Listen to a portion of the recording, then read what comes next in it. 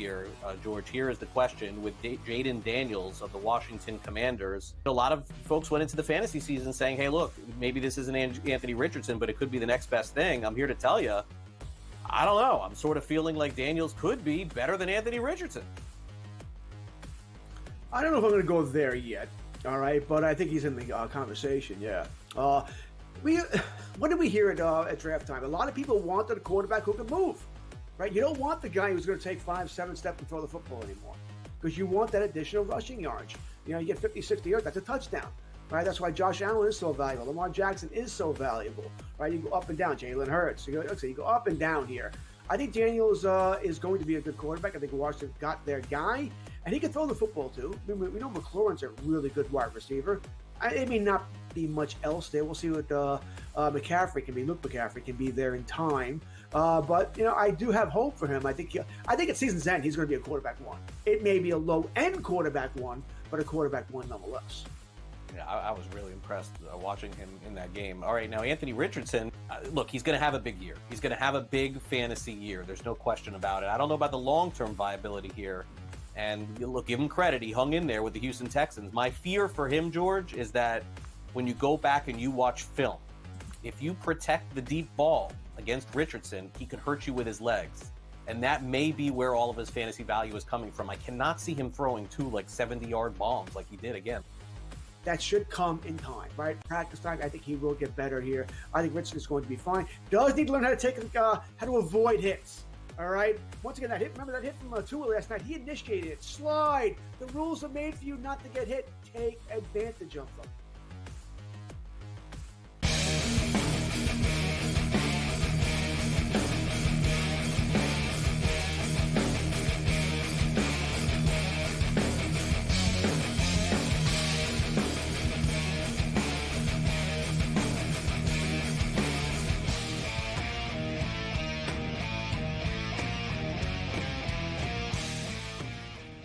Let's roll. This is Sports Rage. I am Gabriel Morency. The pitch, the players, the hustlers, the people, the bust, and everybody else up to it. Let's do this thing. The Friday Night Freak Show has begun. A very busy Friday Night Freak Show. We've got 3 football games going on. 2 of them going on. One of them about to kick off. And surprisingly enough, the Temple Owls are hanging around the Roadrunners tonight. UTSA, we're laying 16.5, 17 in this football game. And we took a leap of faith on Temple. We smashed the over of this game as well. It's 38-27 right now, very early in the fourth quarter of play. So we've got an 11-point game. Texas, San Antonio, an explosive offense. The in-game total currently sitting at 78.5. The total was like 57 in this game, so it's obviously gone over the number. As far as the in-game are concerned, I pulled the trigger on it over 73.5, and you know me, I can't stop once I get there. I pulled the trigger on an over 81.5 as well, expecting a track meet down the stretch here. There's been big plays been made by both teams. There's been a lot of penalties. The Temple field goal kicker is very good. So I would still expect there to be more points right now. We're sitting at 65 right now. As I stated, there's really, it's 14:49 left. We have a full quarter of football remaining. The Purdue Boilermakers, they're bad. Like, not just bad. Like, like Purdue, they look like basically like Kent State do. Like, they look like a bad MAC team, not like a bad Big Ten team. Like, they're just like a bad team right now. We bet the over of this game. We're on Michigan State and moneyline parlays, but we bet the over of the football game. I'm not sure if it's going to be able to get there because Purdue, they're stuck on 3. I'm not sure Purdue's actually going to be able to score a touchdown in this game. So our total could be in trouble there. UNLV, go fight, win. UNLV running Rebels. UNLV, I don't think they're going to make the playoffs, but they've got, a puncher's chance. They would need some things to happen, but they control their own destiny in the sense that they can get to the Mountain West Conference Championship game, and if they beat BYU, well, maybe they have something to hang their hat on then after that, right? Don't forget, like, they beat Kansas as well. They've beaten, and Kansas are suddenly beating teams. Like UNLV, they do have something to hang their hat on, but they need to win these games, and they would need to beat Boise. But I'll tell you what, San Jose State, this is a trap game tonight. This is a tricky place to play. It's like a high school stadium. It's super small. I think it's being renovated still. But so there's not, the grandstands really aren't all that big. And we could have another weather game tonight. There's an atmospheric river going on. Sounds pretty psychedelic to me in the Bay Area here. Atmospheric rivers, huh? Well, you guys popping acid? Atmospheric river. What the? I don't know. There's all these new weather phrases right now. I've heard of it. We had one the other day in our backyard, an atmospheric river. So basically, let's call an atmospheric river is for what it used to be called, a flood. we'll simplify things for you. So it's flooding right now in the San Francisco and in the area. I think it's worse in the San Francisco area as opposed to San Jose, but it's all pretty close. We got a tweet today from a mailman in the area. He told me, man, it's like he's nearly drowning out there trying to deliver the mail in San Francisco. I don't like pulling the trigger on the under often. And whatever I do, I always say I never bet on the under, and I always lose when I bet on the under, and I'll never do it again. But that's like when you drink and you're hungover the next day and you say you're never drinking again. You know it's a lie. So here we go again. I don't know. I get the feeling tonight that UNLV and San Jose State won't be a track meet. And every time I say that, I'm wrong. But I get the feeling that it won't be a track meet tonight. UNLV like to run the football. UNLV like to run the football, number one. Number two, like I said, rain could come into play here, wind, rain, etc. Number three, this is a critical game for UNLV. As I just stated, will they make the playoffs? They have an uphill climb, but as I stated, they get to the Mountain West Conference Championship game. Let's just say they smoke Boise State. Hey, crazier things have happened, right? So the stakes are high. They're still playing for a conference championship. So this isn't an early season game where, hey, let's have some fun and air it out here. And San Jose State are dangerous. They have a really good coach, the former Navy coach, who, ironically enough, they don't run the triple option here. They call it the spread and shred. I like it. Spread and shred. Sounds like a metal record. It's the go-go offense. That's what they call the Vegas, the go-go, versus the spread and shred. San Jose State can throw the ball. The quarterback's got a nice zip on his football, actually, but still, both teams have struggled in the red zone quite often. They settle for field goals, and I think this is going to be a competitive game. So give me the San Jose State Spartans.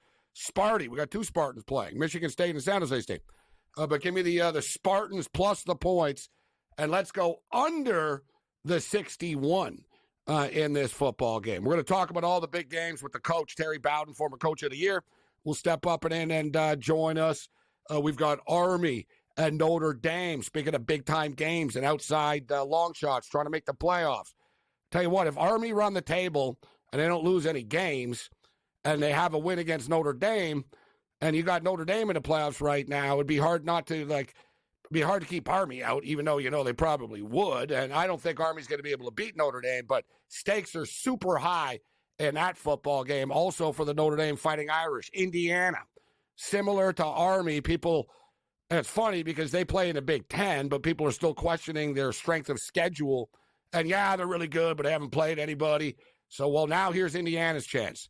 They play Ohio State tomorrow. Is it a trap game? We'll ask the coach. And also, we'll ask Heisman Trophy voter Brent Beard, who will join us from Jacksonville, Florida.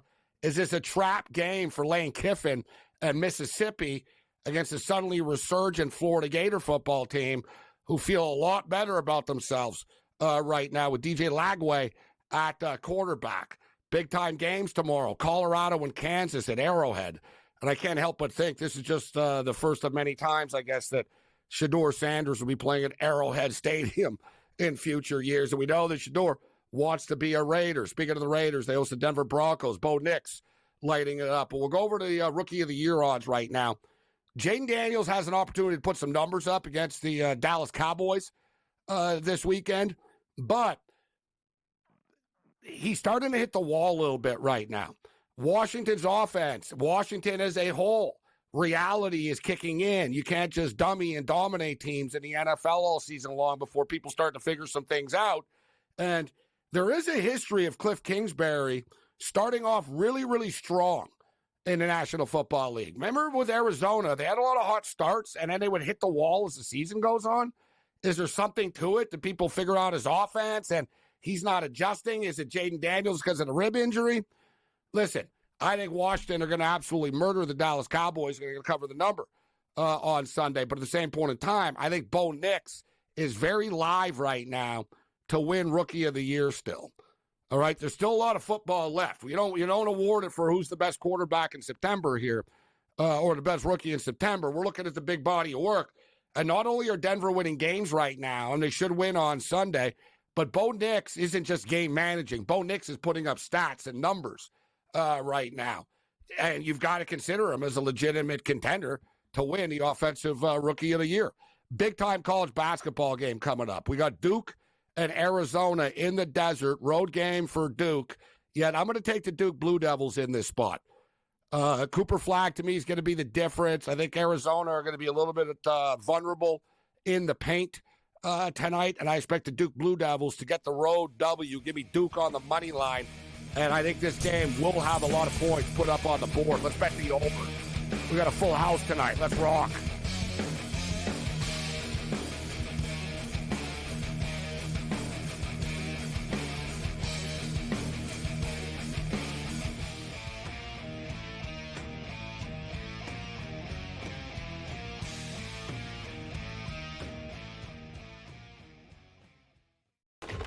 Enter into the magical world of McLuck.com, where even the smallest of spins can win real cash prizes.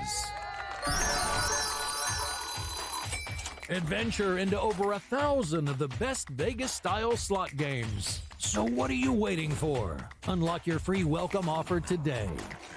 Join the fun where winners play and players win. Anyone that's been to a sporting event, the atmosphere before a game, I think Game Time Decisions has that same exact atmosphere. This is our arena.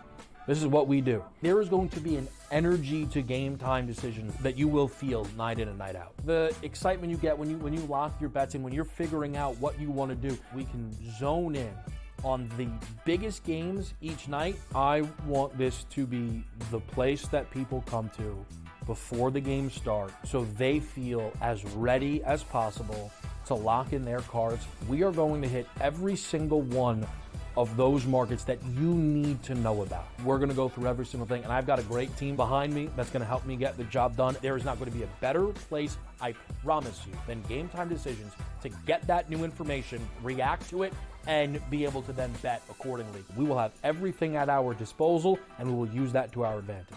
I'm Kevin Walsh. Tune into Game Time Decisions from 6 to 8 p.m. Eastern on SportsGrid.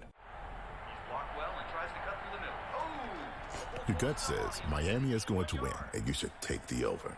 Your gut also said your NFT selfies would only go up in value. They didn't. But your head is on SportsGrid and knows the QB is in concussion protocol. The backup has a 45 QBR against the zone coverage. The New York D has the most sacks in the league. So yeah, trust your head. It's smarter to be on SportsGrid. Right here with you on Pro Football Today on SportsGrid. Odds in motion, trying to see what lines have moved throughout the week. Never felt more comfortable in this set than I do for this year. I am ready. I'm just getting angry. The hot takes are going to be here all long, people. What in the world is going on in Miami, Dom? It's not particularly anything to shy away from just because many people are on top of it. Hot take, hot take. I think this line is asking you once again to take the room. Pro Football Today, only on SportsGrid.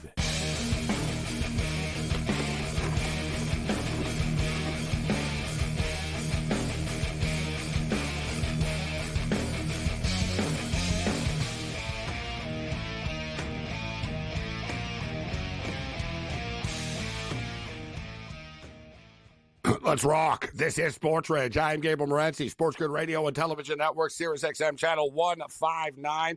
Shout out to all of our television affiliates, smart TVs, including Roku, Channel 263. Rocking on Roku. I got a lot of tweets today from people who say they do watches on Roku. So we've got 3 football games going on right now. UTSA and Temple at the Alamo Dome in San Antonio. Michigan State are up 24-3 on Purdue right now in East Lansing, and UNLV and San Jose State have just started in the Bay Area. Let's bring in a former Coach of the Year. The great Terry Bowden joins us. It's the Bowden Blitz. Coach, it's always a pleasure. How you doing tonight? Doing good. Just getting ready for a great weekend of football. Big time weekend of football, and this is sort of the appetizer being served right now.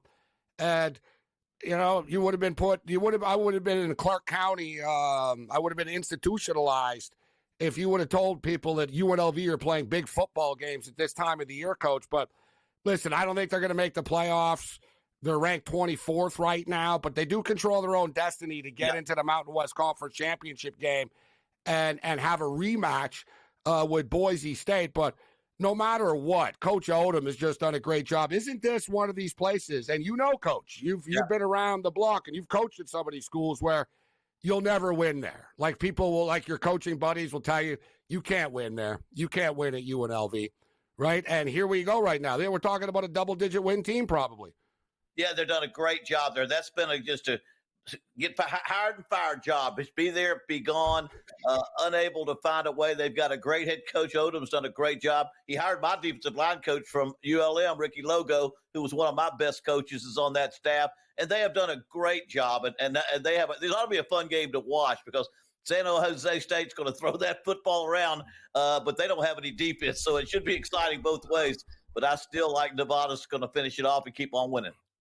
The spread and shred, as they call the San Jose State offense. I love the names of the offenses that they have now. So, Coach, let's get right after it. Speaking of great offenses, the Indiana Hoosiers have looked great this year. You and I have talked a lot about Cignetti. You're close with him. You go way back with him. This is the showcase opportunity, isn't it, right now? This is like going on American Idol. You're on national television, the big noon game on Fox. People have been saying all year, nice story, but you haven't played anybody yet. Now you got to go into Columbus. What are your thoughts on this game? Well, whoever they've played, they beat them pretty bad. They're playing pretty good. I think they're for real. I don't know if they'll win this game. I don't have them winning this game, but I think they show up and play very well because they play so well on offense, on defense, in the special teams. And I think they're going to hang around. And I think here's what happens. They've had an off week. They're the underdog. I'm expecting some wrinkles, some tendency breakers. If they can get 7 or 10 points off some wrinkles or doing something different, and Kurt Cignetti knows what he's doing, he's probably the better field coach in the game because he's done it so long. They may hang around and stay a little bit closer, but Ohio State's just got too much talent. When you look how they spent their NILs, Kurt Cignetti got guys out of the Sun Belt Conference, out of the OVC Conference, the MAC Conference, and Ohio State got about the best players in the country. So if great athletes have anything to do with it, Ohio State's going to win because they got better players. Yeah, you know what? Some of the Indiana transfers are talking about 90,000, 50,000, 150,000, which, doesn't cover the catering spread for some other teams. Coach Terry Bowden with us. So, Coach, it's fun, though, isn't it? It's very interesting in which you get a team like Ohio State that before the year started, or let's say years ago, these schedules are made, but before the year started, think, all right, this is our sort of warm-up before the big Michigan game. And similarly with Notre Dame. Notre Dame's like, all right, we play the military teams a couple of times a year, and we murder them all the time, and that's that. Suddenly, Ohio State, like, you can't sleep on Indiana. This is a massive game for the Buckeyes as well, already with a loss. And similarly with Notre Dame, this is no cakewalk. And I know they already smashed Navy. So I guess Coach Freeman has to be a little bit careful, doesn't he, Coach, to stress that, Army and Navy might both be military teams, but they're not the same football teams. Don't get complacent because we beat Navy. Well, and the thing is, if you remember, Navy had 6 turnovers. They lost 6 turnovers in the game, but they killed themselves. They lost the game because of that. Navy is very similar to Army. I don't think they're quite as good, but those teams never turn the ball over. And on that game, Navy just turned over. Army better be Notre Dame better be ready for a team that's not going to turn it over, that's going to take 4 downs to get a first down. They're going to run it on 3rd down, and they're going to try to control the ball. But I played against Army. I played them 2 years ago, and I played against them when I was at Auburn. They're not as big and physical. That's the one thing they can't do. And the difference of these two teams is always in the offensive and defensive lines. Offensive lines got to push Army off the ball and just push them down the field. Defensively, Notre Dame is going to get penetration and cause havoc in the backfield. That's how you beat teams like this, because you let Army get one step ahead of you, you'll be chasing them all day. Coach, there's a big cliche in the media, and we hear it all the time. And even if the team is terrible and the coaching staff didn't do a good job, a team could have a terrible record, and they'll say, you know what, this coach has done a great job with this program. It's, not his fault, and there's a lot of sort of lip service to it. But speaking of what Odom's done at UNLV, how about Army? To actually win this many games. So I don't want to sound cliche, but talk to me about Monken, because I've always thought this guy is an awesome coach.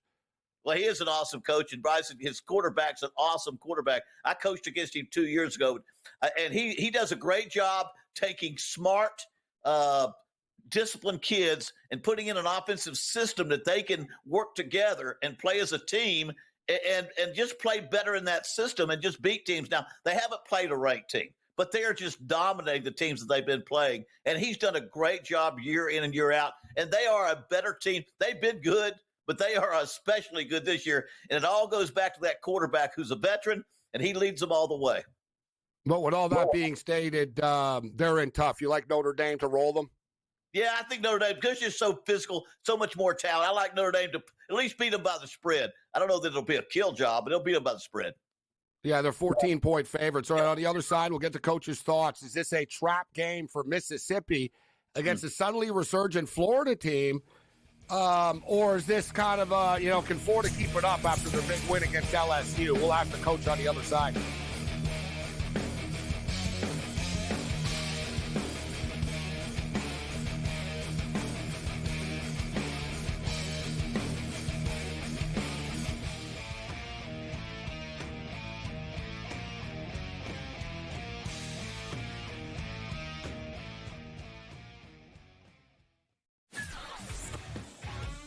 Together, both Devontae Adams and Garrett Wilson had huge nights. Aaron Rodgers loves the two big targets, and he says if this is going to happen, going to be very tough on the defense to decide who they want to go after. Adams and this kid, Wilson, I won't deny what they can do, but nobody else does jack.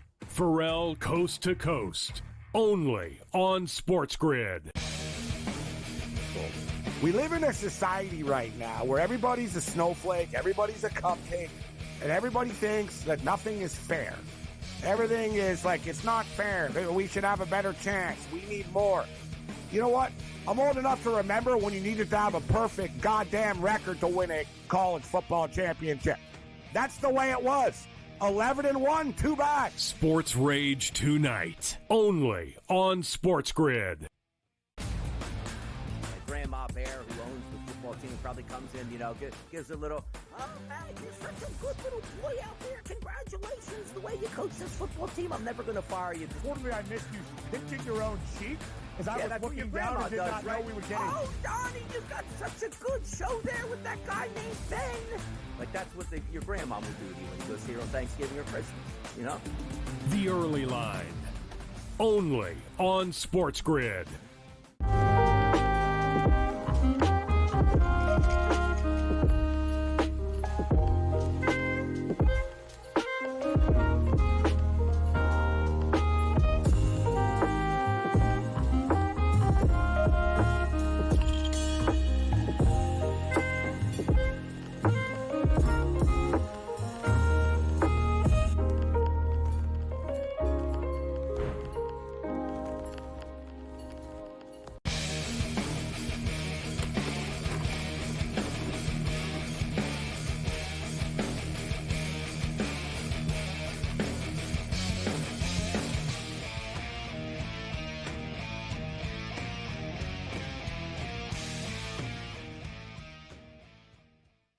This is Sports Rage. I am Gabriel Morency, SportsGrid Radio and Television Network, SiriusXM Channel 159. We're talking college football with the former Coach of the Year, Terry Bowden. Coach, so I'll get right down to business here in our limited time. It's a lot of so-called trap games this week, and one of them with your former team that we'll get to in a second with A&M and the Auburn Tigers. But Mississippi and Florida, Napier's been on the hot seat, but being a coach, the hot seat can cool off. It can heat up. Like, if I was Brian Kelly after losing Underwood right now, that's red hot. Like, I'd be, you better steal someone else's QB right now, because that's the only thing that was keeping your job there, right? So Napier's got the fans behind him right now. Believe it or not, they've kind of rallied. The players rallied around. The fans have kind of rallied. But it's all about Lagway, the young quarterback, the freshman quarterback, and what he brings to the table and how much better they are with him and how bright the future looks with him. Now, if he loses his last two and doesn't go to a bowl, there's going to be still going to be a lot of griping, but he'll get one more win. It's just not going to be this week. It'll be FSU. Yeah, exactly. They have FSU to attend the season for bowl eligibility, and that was kind of the benchmark for Gator fans coming into the year, actually. Right? All right, if we make a bowl game, that's sort of the start, and they got a quarterback moving forward. But looking at these playoff teams, Coach, I know almost anyone can beat anybody, and I think it's going to be like the NCAA bracket almost a bit. You're going to look and say, all right, who do we get, and is it more favorable for us? But Mississippi might be the most dangerous team in this bracket, aren't they? Like, well, because they can play with anybody on both sides of the ball. Yeah, I mean, you always look. I mean, when I look at a team that can win a championship, I mean, I've always talked about play great defense, run the football, but you got to have the talent and the depth of talent to get through the regular season and for them to be there in the postseason. And then you must have a quarterback, a veteran quarterback, when you get there, and they have that great talent. Great defense, defensive line, great defense, and a quarterback that has all the weapons. He really is that good. So I can see them getting after Florida. Florida's going to play them good, and Florida's going to play them tough. But they'll hit a couple of deep balls and they'll pull away at the end. And I'll be saying, Lane Kiffin, for beauty, he'll tack some points on if he can. Coach Terry Bowden with us, and what I like about Mississippi too, Coach. And what are your thoughts on this? The fact that they can play multiple styles of football. Yeah. If they find themselves, and which would, we wouldn't have said that a couple of years ago about a Lane Kiffin team and about Mississippi, right?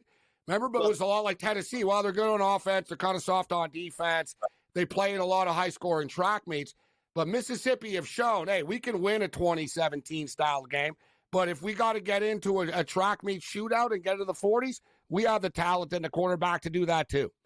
Well, what happened? They used the NIL and portal as good or better than anybody. They loaded that team up. And normally at Ole Miss, you couldn't out-recruit Alabama, Auburn, LSU, Texas. You couldn't out-recruit them because it doesn't attract enough of the great athletes. But you throw that money in there, and that changes everything. And now they went out there and used that money to build that defense and that offense. And I think that's the difference. Ole Miss is an example, and I think Indiana to some extent because of the NIL people they got, but Ole Miss because of the talent level they got, you can immediately become successful by utilizing the portal and utilizing the NIL. But you got to win. You start losing too many games, you could become Florida State real easy. And, Coach, the Texas A&M Aggies and the Texas Longhorns sort of on a collision course right now, but they both have to handle their business. Texas get Kentucky, and A&M go to Auburn. And A&M are only 2.5-point favorites in this football game, which a lot of people in the betting community sort of feel like that's the writing on the wall, that this is the ultimate trap game for A&M. Do Auburn have the offense to keep up with Reed and get it done against that defensive line that the Aggies have? Is this a trap? Upset special, or the Aggies survive? No, I think the Aggies survive, but I can see why the home field advantage. Now, I coached there 6 years. The home field is incredible atmosphere, but the Aggies know how to play in a big stadium. But I don't think Auburn has enough offense. Their defense is very, very good, and they're going to keep this game close. And I mean, if A&M turns the ball over a lot, lays it on the ground, and gives it up like that, they would have to give it away because I think when it comes down to it, they'll be able to win the game and cover in this game against Auburn. Coach, in past years, we've seen when an undefeated team loses, especially late in the season, it's difficult to pick yourself up off the mat because your national championship dreams have been busted open. If you're BYU, they haven't, Coach. So they still have a lot to play for here. We only got 30 seconds. What do you think about the BYU ASU game? Well, I picked Kansas last week, and I'm going to stay with them. I think Kansas is a very good football team right now. I think BYU was a little bit of a Cinderella team. They won their close games, and like Pittsburgh, they've kind of run to the end. They'll make it a good game, but I like Kansas to go in there and win at Arrowhead Stadium to win this game. There's the coach, Terry Bowden. Coach, always a pleasure. Sports Rage Late Night continues. Bring it.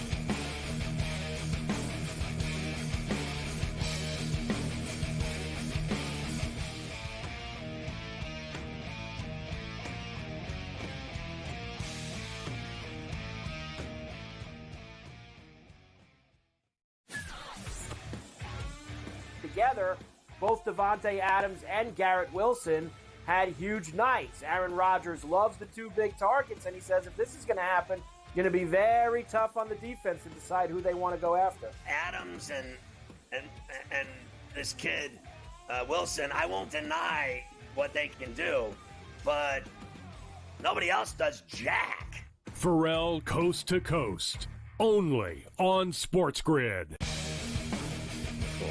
We live in a society right now where everybody's a snowflake, everybody's a cupcake, and everybody thinks that nothing is fair. Everything is like, it's not fair. We should have a better chance. We need more. You know what? I'm old enough to remember when you needed to have a perfect goddamn record to win a college football championship. That's the way it was. 11-1, too bad. Sports Rage tonight, only on SportsGrid. Grandma Bear, who owns the football team, probably comes in, gives a little, oh, man, you're such a good little boy out there. Congratulations, the way you coach this football team. I'm never going to fire you. Quarterly, I missed you pinching your own cheek as I was looking down and did not know we were getting. Oh, Donnie, you got such a good show there with that guy named Ben. Like, that's what your grandma would do to you when you go see her on Thanksgiving or Christmas, The Early Line, only on SportsGrid.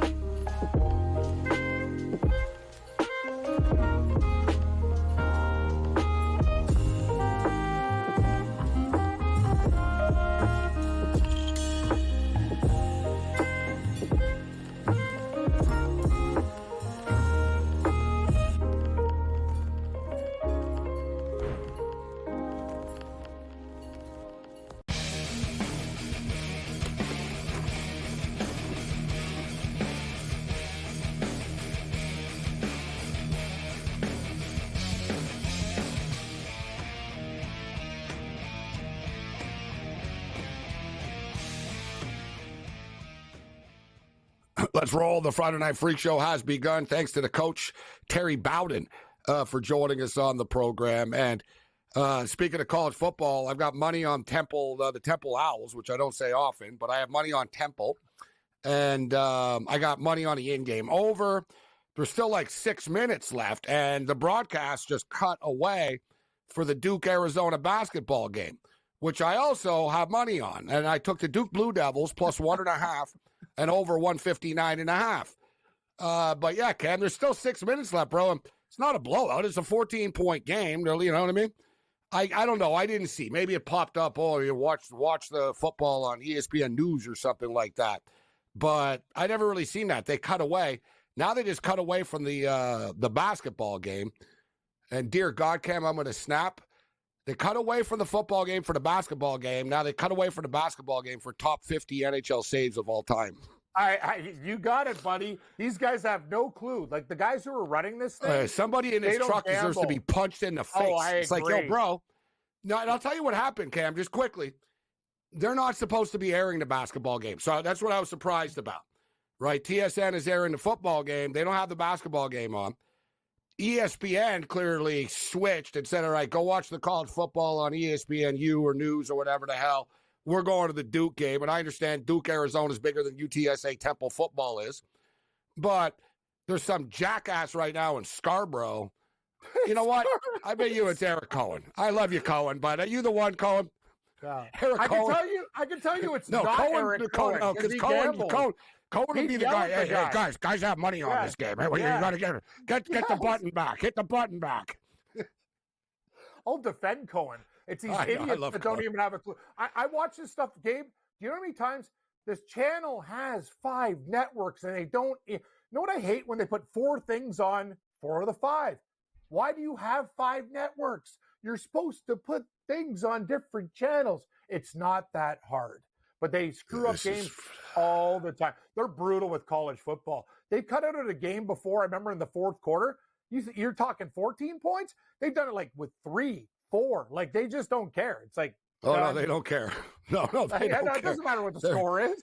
What are you telling me? Their problem is too. They buy the rights to everything, but then they can't air it all. So then they just screw you over. It's like, all right, yeah, we got the college football rights. It's like, yeah, well, you're showing the Denver Nugget game right now. right? So it doesn't really help me. The college football game, you got top 50 hockey saves for Honestly, like the last 2 years. I hate those shows too. Me and you have one thing in program common. filler.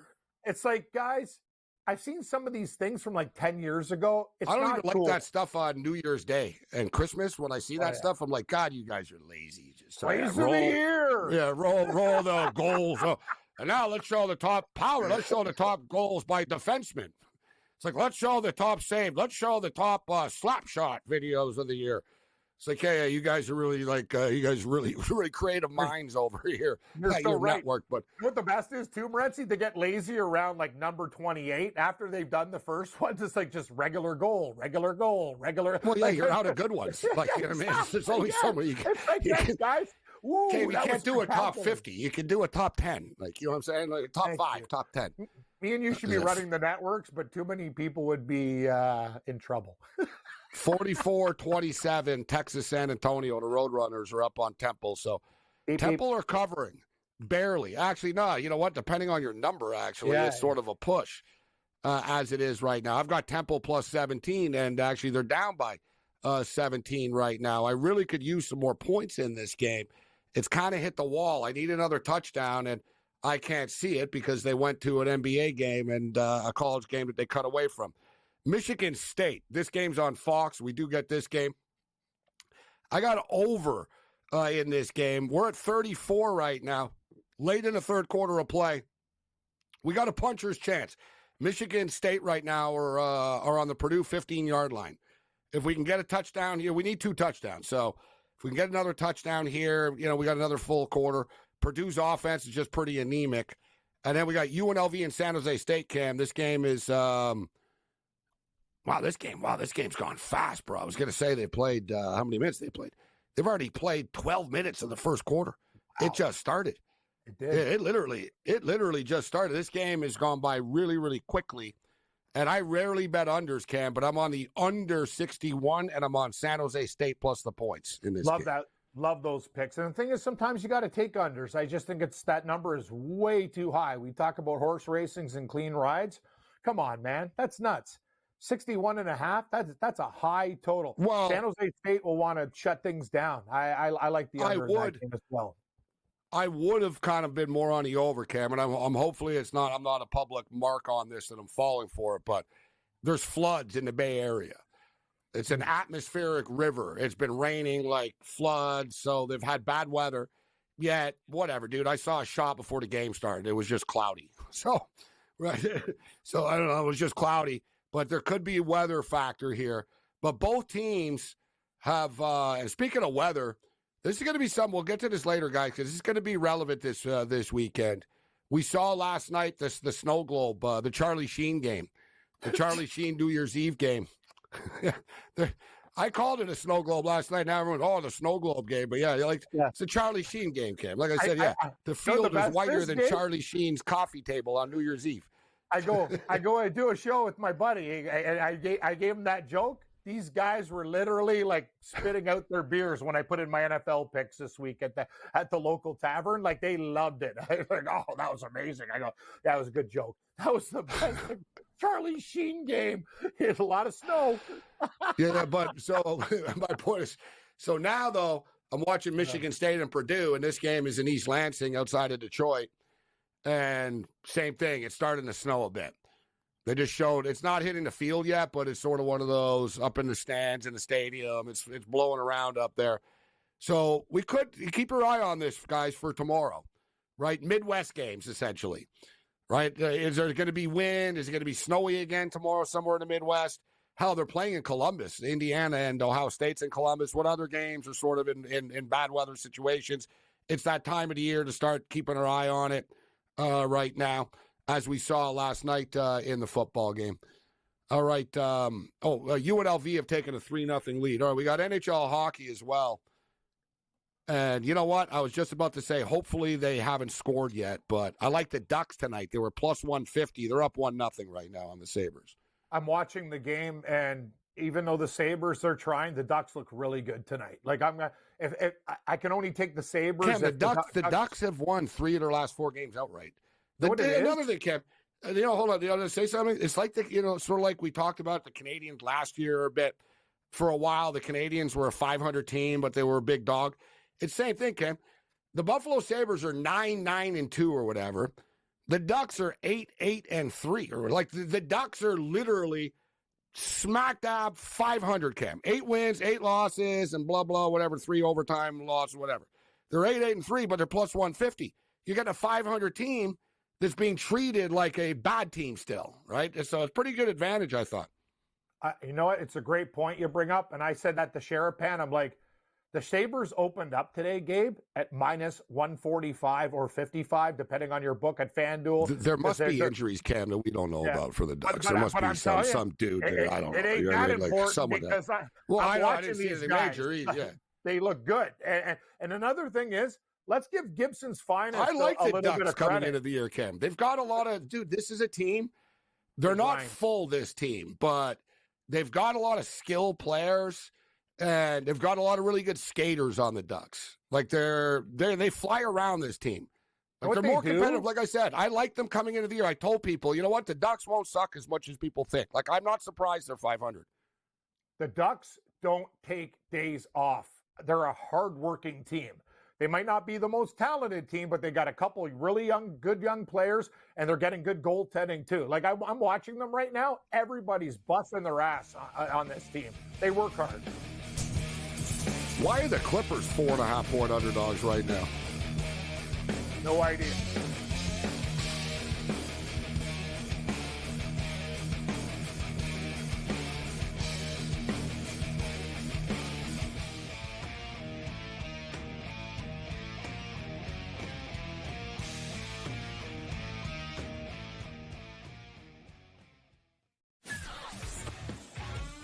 Together, both Davante Adams and Garrett Wilson had huge nights. Aaron Rodgers loves the 2 big targets, and he says if this is going to happen, going to be very tough on the defense to decide who they want to go after. Adams and this kid Wilson, I won't deny what they can do, but nobody else does jack. Pharrell Coast to Coast, only on SportsGrid. We live in a society right now where everybody's a snowflake, everybody's a cupcake, and everybody thinks that nothing is fair. Everything is like, it's not fair. We should have a better chance. We need more. You know what? I'm old enough to remember when you needed to have a perfect goddamn record to win a college football championship. That's the way it was. 11-1, too bad. Sports Rage tonight, only on SportsGrid. Grandma Bear, who owns the football team, probably comes in, gives a little, oh, man, you're such a good little boy out there. Congratulations, the way you coach this football team. I'm never going to fire you. Totally, I missed you pinching your own cheek as I was looking down and did not know we were getting. Oh, Donnie, you got such a good show there with that guy named Ben. Like, that's what your grandma would do to you when you go see her on Thanksgiving or Christmas, The Early Line, only on SportsGrid.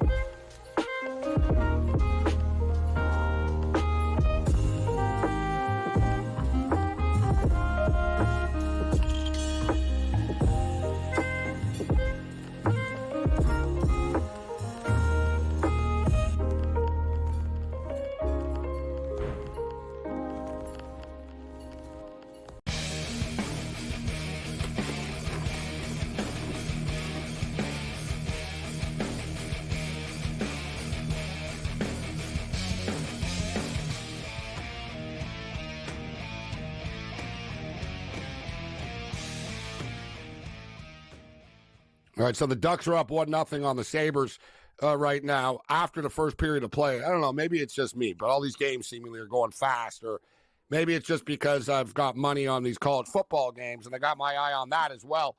And we did get the over, but we need some more points. I got an in-game. I need another touchdown here. Speaking of overs, we got Rob Vino in the house. Mr. Rob Vino, wagertalk.com. Rob, always a pleasure. How you doing tonight?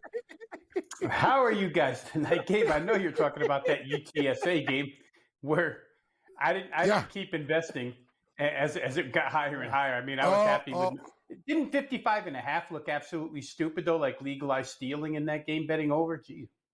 Yeah, I took the over, exactly. So I got the over, the original number, and then I bet over 73.5 in-game. And like a kind of degenerate, I pushed the envelope, and I bet over 81.5 as well. You can't help Like a yourself. kind of a We're at degenerate. 78. That's the best. Gabe's that guy. You know what I mean, Rob? Like, we talk about robbing the bank. He's like, I did it. Do it again. I'm not going to get more. And then finally, it's they're the like, drive-by. okay. Bang, bang. I want to get one more shot at make sure the body's dead. Right. Bang, bang. You know, like, hey, listen, I got a puncher's chance. It's 51-27 right now. For sure. Yep. Yeah. So there's only week, 2 Gabe, minutes I'll left. just say this. Last week when I got off the air with you guys, I thought I was dead in the water with that North Texas UTSA total over. And they hand off to number 6, a meaningless handoff. He runs 80 yards. All he sees is goalposts as soon as he gets the ball, and we go over the numbers. So you never know. You know, speaking of which, I'm also on the over of the Purdue-Michigan State game. It's getting a little frustrating, actually.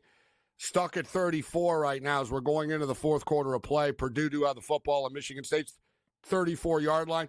At a game that's rolling here, Rob, and, you know, forgive me, Father, I have sinned, Father Papal Vino. Confessing, Cam, in the altar here. Oh, the confessional, Yeah, yes, Lord Gambler. I bet an under, Rob. It's the right move, though. I feel like I'm a communist spy. I'm a secret traitor. I bet an under. I bet under 61 in this UNLV game. Hey, in-game total's 50.5 right now. Sometimes looking good so you far. gotta take it under every once in a while. Pouring rain. Yes, and you know what? I will add this to that. Since Gabe is confessing, let me just add that I actually got closing line value on an under in the NBA tonight. I took Clippers Sacramento under 221. It closed 217.5. I'm like, I was on a show the other day and I said the word under, and Ralph Michaels stopped me in my tracks. He said, let me mark this down. We're 27 minutes into the show and Rob Vino said under. Hey, you know what? I just took the Clippers plus 4.5, just for the record. And the Kings are up 6-2. Great start. Mavericks up 36-33 on the Denver Nuggets right now. Oh, actually, you know what? Let's get to this big college basketball game.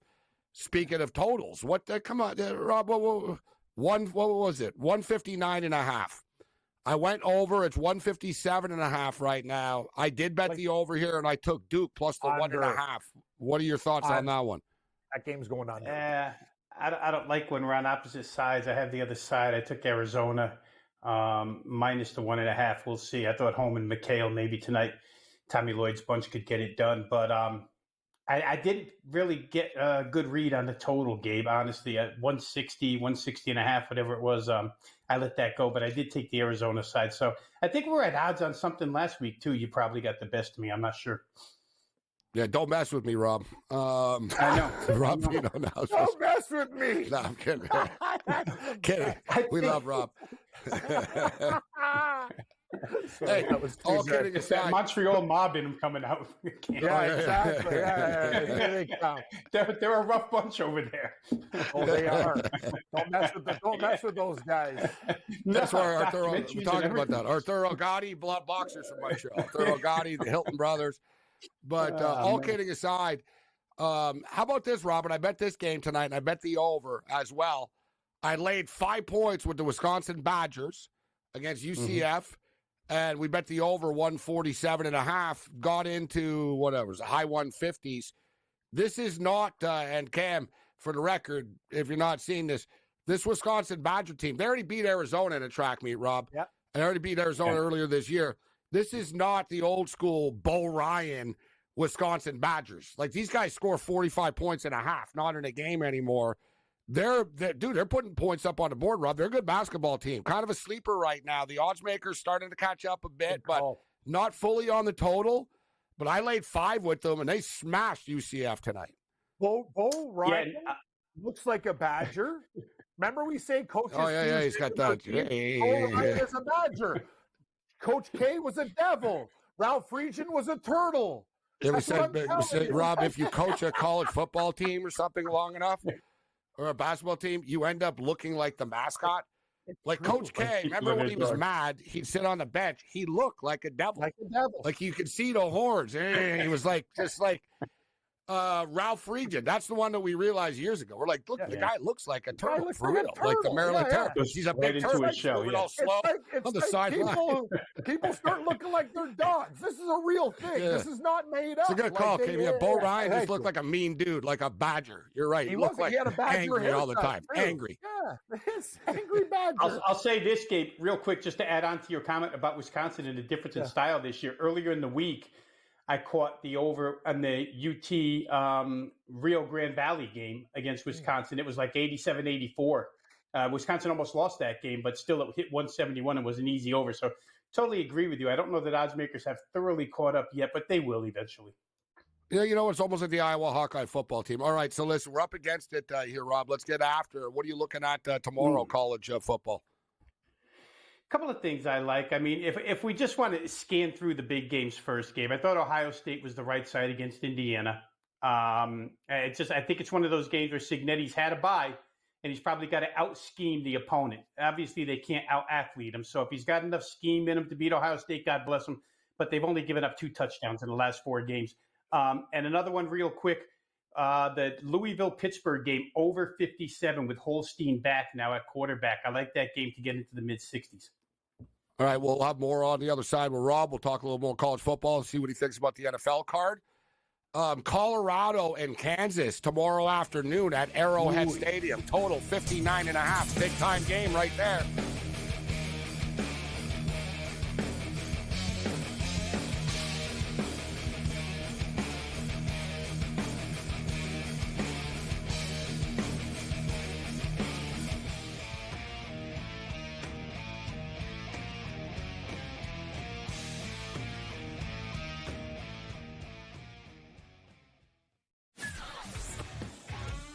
Together, both Devontae Adams and Garrett Wilson had huge nights. Aaron Rodgers loves the 2 big targets, and he says if this is going to happen, going to be very tough on the defense to decide who they want to go after. Adams and this kid Wilson, I won't deny what they can do, but nobody else does jack. Pharrell Coast to Coast, only on SportsGrid. We live in a society right now where everybody's a snowflake, everybody's a cupcake, and everybody thinks that nothing is fair. Everything is like, it's not fair. We should have a better chance. We need more. You know what? I'm old enough to remember when you needed to have a perfect goddamn record to win a college football championship. That's the way it was. 11-1, too bad. Sports Rage tonight, only on SportsGrid. Grandma Bear, who owns the football team, probably comes in, gives a little, oh, man, you're such a good little boy out there. Congratulations, the way you coach this football team. I'm never going to fire you. Totally, I missed you. Pinching your own cheeks as I was looking down and did not know we were getting. Oh, Donnie, you got such a good show there with that guy named Ben. Like, that's what your grandma would do to you when you go see her on Thanksgiving or Christmas, The Early Line, only on SportsGrid.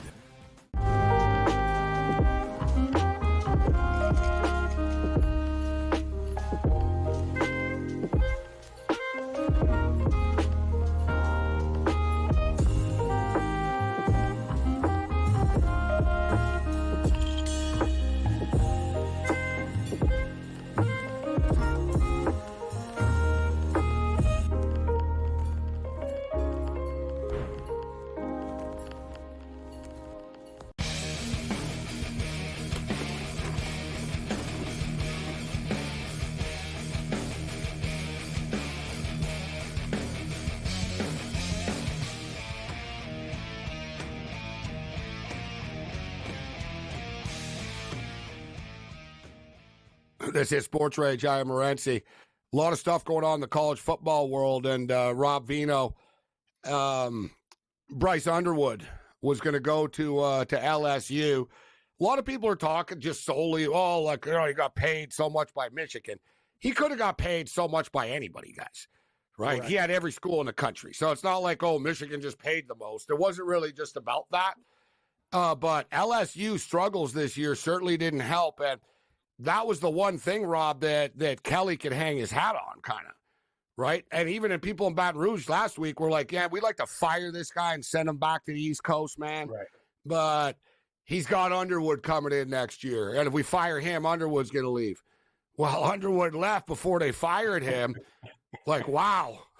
And Michigan have a jump in their step now this week. They play Northwestern tomorrow. And they got to get the win for the bowl, become bowl eligible. And then it's like, yeah, whatever, dude. It was a bad year, but we got Bryce Underwood coming in.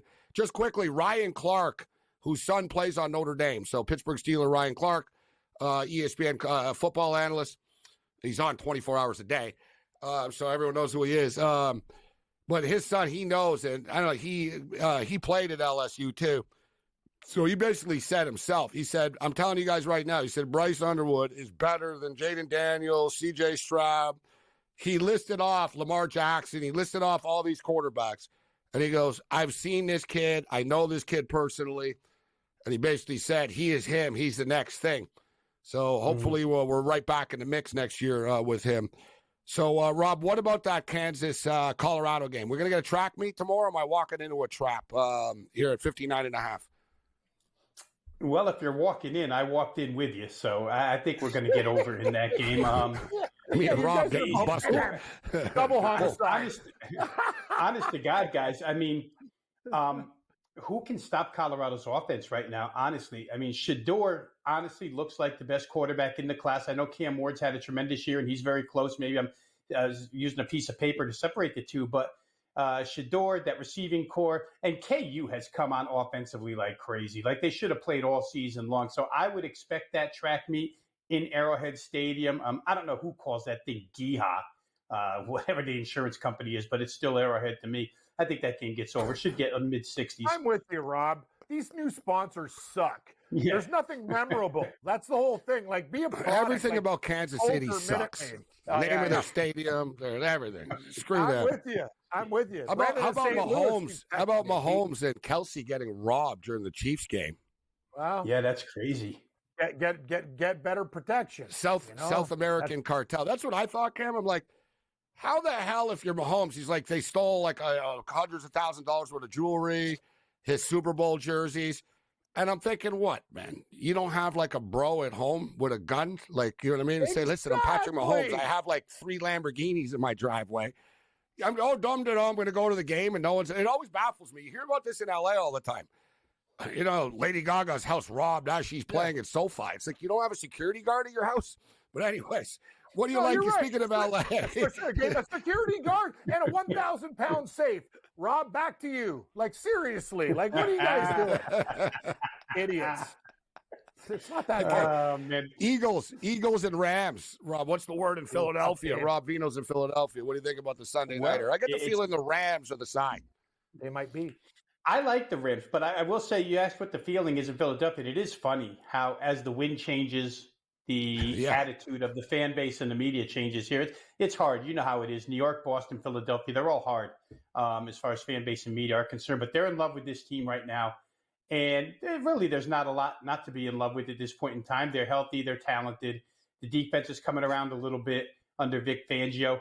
But I do think that the Rams, they're still they're an elite offense, and the defensive line has been really good. So we'll see how they match up with Philly's offensive line in that game. But I think the Rams can match them score for score in this one, honestly, if not outscore them. So I think it'll be an interesting game. I like the Rams a little bit in that one. Wouldn't be surprised if it got over. But we've got lousy weather here in Philly for the next couple of days. We'll see if it extends into Sunday. Got to keep an eye on that. Yeah, Oh, shoot. No bad weather in SoFi. Yeah, this game's right. in SoFi. But I was going to ask you about that. I brought this up a couple of minutes ago. They both, the Monday Nighters in SoFi, too. They got back-to-back games. But something we're going to have to keep our eye on, Rob, for tomorrow and going into Sunday even, Midwest weather situations, as we saw with Cleveland last night. Although they scored more points in the snow than they did when the weather was nice in the first half. So, does it matter? That's always the way, isn't it? Always Dude, the way. they scored like 13 points in the first half, and then it wasn't if the field was fine. They played in a snow globe, and they put up like 38 points or whatever. Thanks, Rob.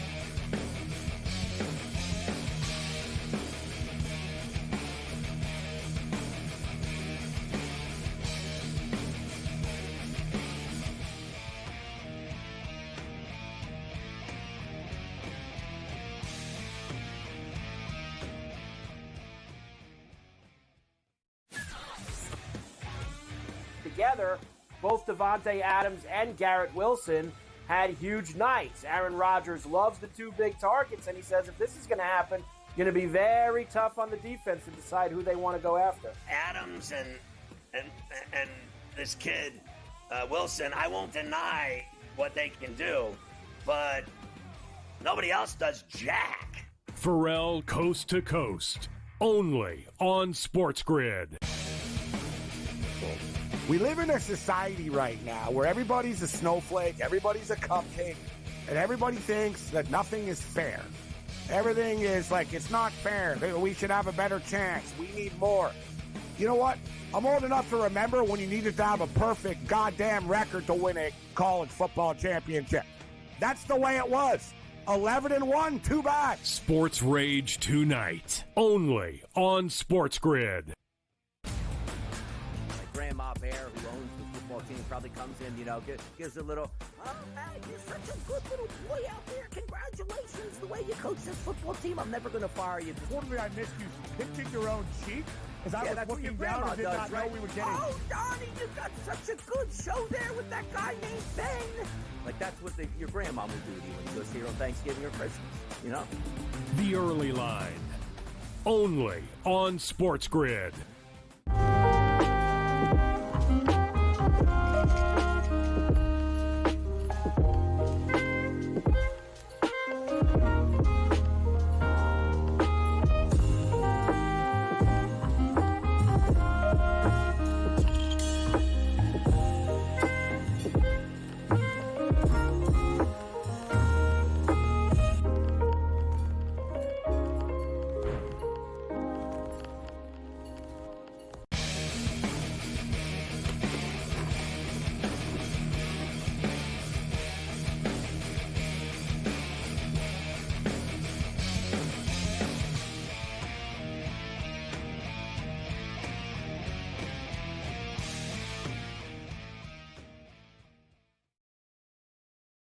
Television network, Sirius XM channel 159. Countdown to kickoff is on. It's kind of the calm before the storm before we get into a rivalry weekend, last weekend of the regular season, conference championship games, college football playoff rankings start to get more critical as we move forward. Let's bring in Brent Beard, Heisman Trophy voter, First Coast News college football analyst, Second Helping podcast co-host on the SEC. Brent, always a pleasure. How you doing tonight?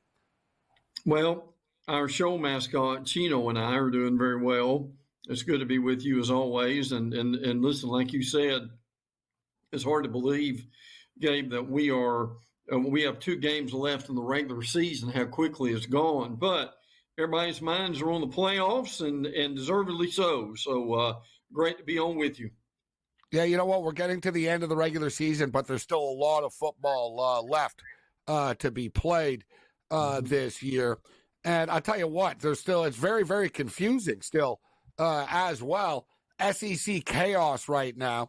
6 teams are still in contention to play in the SEC Conference Championship game. And if the favorites won out, if everything just sort of played to form, 5 teams would end the season tied for second place. So, I'm trying not to think about it too much because I'm thinking, all right, there's got to be an upset or two along the way and things will sort of work themselves out. But this is the downside. And one thing that I didn't like and I don't like about the expanded college football playoff format is I think it takes away from the regular season games.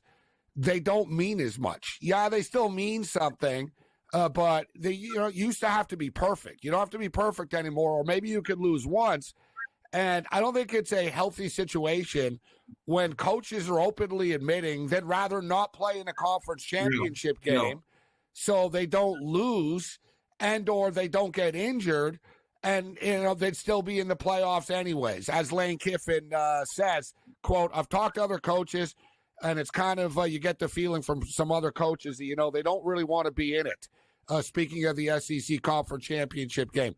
The reward to get a bye versus the risk to get knocked out completely. All right, we've turned college football into college basketball, Brent. Now this is just like a conference basketball tournament. And look, Lane Kiffin is on a group text with a lot of other coaches, and that's what they're telling him is if you got 2 losses and you get into the SEC championship game, if you lose, does that mean you're out? Now, they really need to clarify this within the committee for one. But Gabe, the absurdity of this to me is your main goal when you start the season. The only thing really you've got control of is to be able to make it to your conference championship game. So what does that mean?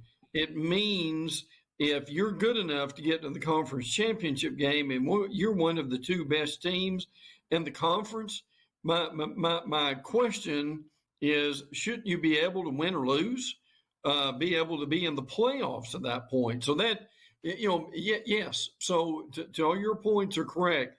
They're concerned about getting hurt. They're concerned, okay, if we play in the game and we lose, does that mean we're out? We're not going to get in. So these are some of the things about the playoffs we still have got to work out. So Texas and Texas A&M are the only teams in the SEC that are in like complete control. That if they basically win out, they're in the conference championship game. And I agree with you. I think if you're in the SEC conference championship game, you don't have to worry about making the playoffs after. And I don't like the defeatist attitude either, to be honest. Agree. Like, if you know what I mean? If what you're worried about losing? And you know what I mean? I just think of like Bo Schembechler was basically, we win the Big Ten, we win the Rose Bowl, then we win the national championship, like in that order, right? Yeah. It's like you said, first we win the conference, then we win the bowl game, and then we'll see where the chips fall after the fact. So. All right, it's sort of landmine week this week, but a lot of these teams have done a great job of not looking ahead. That's why they're in the situations that they're in. And Brent, Texas get criticized quite a bit. Well, man, they're overranked. They're not as good as people say they are. The fact of the matter is they've won 7 games by 19 or more points. Yeah. They've given up 10 or less points in 5 different games. So they have strung together a pretty impressive season. What do you think of them as basically 3 touchdown favorites against Kentucky? Yeah, and I believe that, too, that they are that much better probably than Kentucky. They can just score almost at will at times. It's amazing the guys they lost in the running back position at the beginning of the year, how good they still are. But, when you got Quinn Ewers, and listen, the thing that impressed me about them so much is they lost Bo Davis to LSU, the best defensive line coach in the nation. But they had a situation, Gabe, in that Arkansas game where they harassed and sacked the Arkansas quarterback repeatedly. So what people thought was going to be their weakness has ended up being their strength on their defensive line. But, yeah, Texas has frankly had an amazing season. Texas right now is 24 in strength of schedule, to your point, which is frankly very impressive. And again, you've got this gargantuan game next week with A&M. But first, you've got this Kentucky game, and Kentucky struggled being able to run the ball. They are a good defensive team, but they've had a lot of injuries. I think Texas wins. And they will get ready for a game at Texas A&M that we probably have not seen in quite a while as far as the hype going to happen for that game. Yeah, I don't like to throw out the term one of the biggest games ever, but it kind of will be the biggest game ever in like Texas State history. You know what I mean? It will.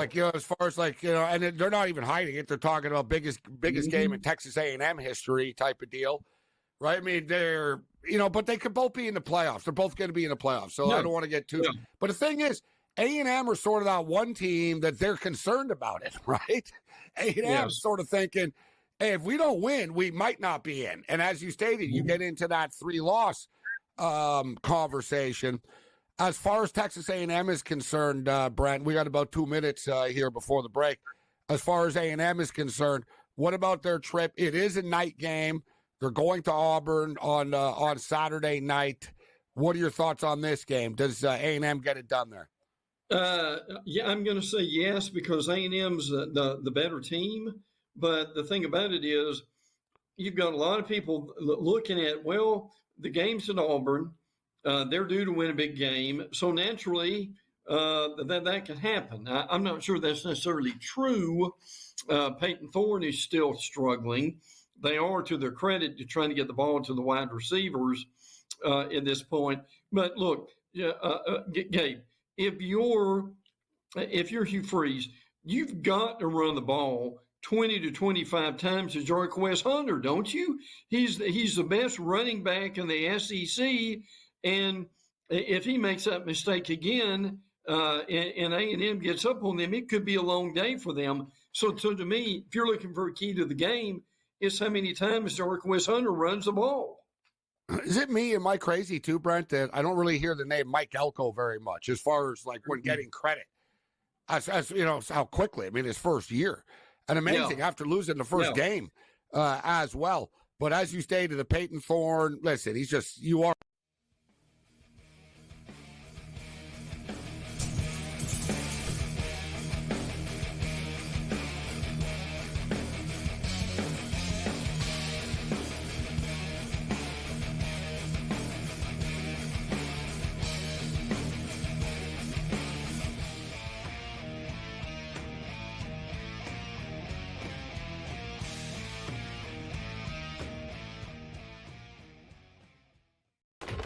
Enter into the magical world of McLuck.com, where even the smallest of spins can win real cash prizes.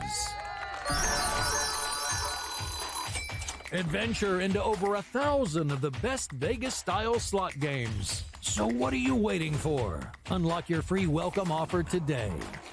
Join the fun where winners play and players win. Anyone that's been to a sporting event, the atmosphere before a game, I think Game Time Decisions has that same exact atmosphere. This is our arena. This is what we do. There is going to be an energy to Game Time Decisions that you will feel night in and night out. The excitement you get when you lock your bets in, when you're figuring out what you want to do, we can zone in on the biggest games each night. I want this to be the place that people come to before the games start so they feel as ready as possible to lock in their cards. We are going to hit every single one of those markets that you need to know about. We're going to go through every single thing, and I've got a great team behind me that's going to help me get the job done. There is not going to be a better place, I promise you, than Game Time Decisions to get that new information, react to it, and be able to then bet accordingly. We will have everything at our disposal, and we will use that to our advantage. I'm Kevin Walsh. Tune into Game Time Decisions from 6 to 8 p.m. Eastern on SportsGrid. Your gut says Miami is going to win, and you should take the over. Your gut also said your NFT selfies would only go up in value. They didn't. But your head is on SportsGrid and knows the QB is in concussion protocol. The backup has a 45 QBR against the zone coverage. The New York D has the most sacks in the league. So yeah, trust your head. It's smarter to be on SportsGrid. Right here with you on Pro Football Today on SportsGrid. Odds in motion, trying to see what lines have moved throughout the week. Never felt more comfortable in this set than I do for this year. Brady, I'm just getting angry. The hot takes are going to be here all long, people. What in the world is going on in Miami, Dom? It's not particularly anything to shy away from just because many people are on top of it. Hot take. I think this line is asking you once again to take New Orleans. Pro Football Today, only on SportsGrid.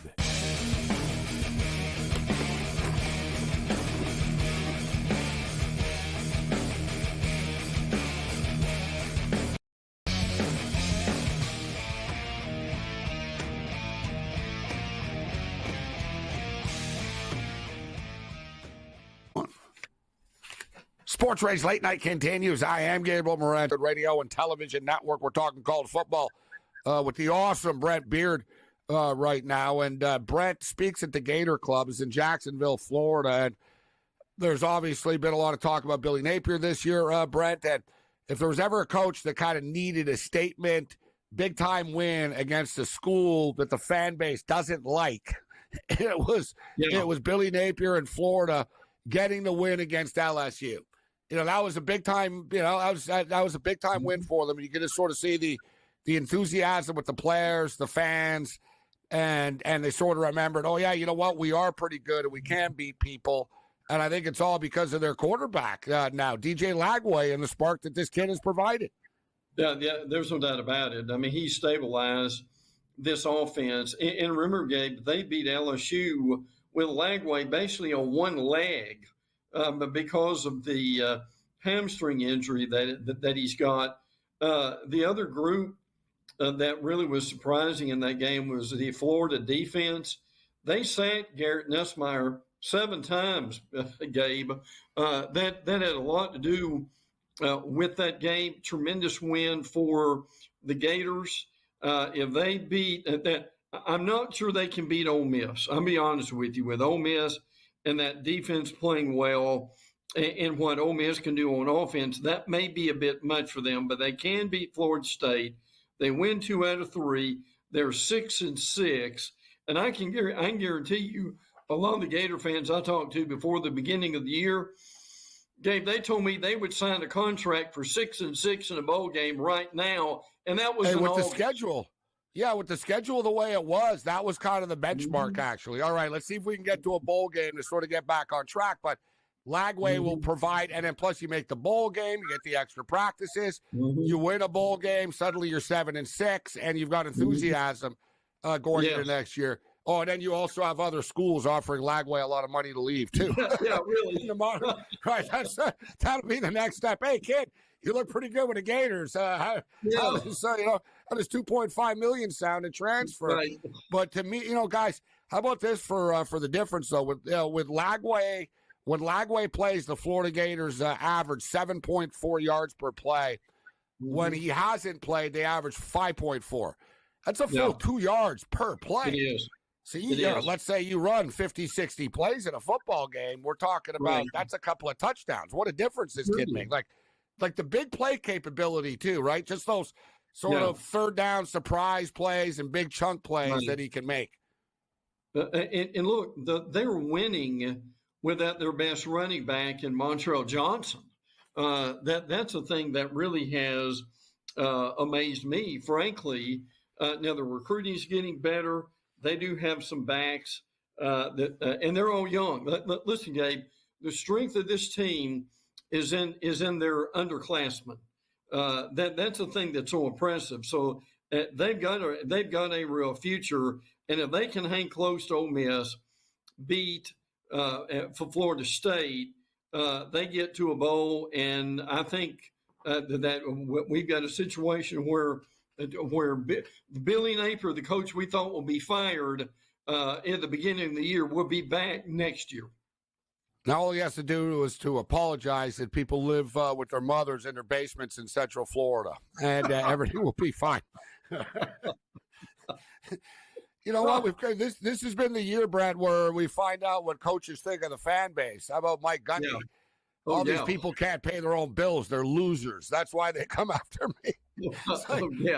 It's a great way to lose your job if you want to start ripping the fans. That's the way to go. The people that that generally like you.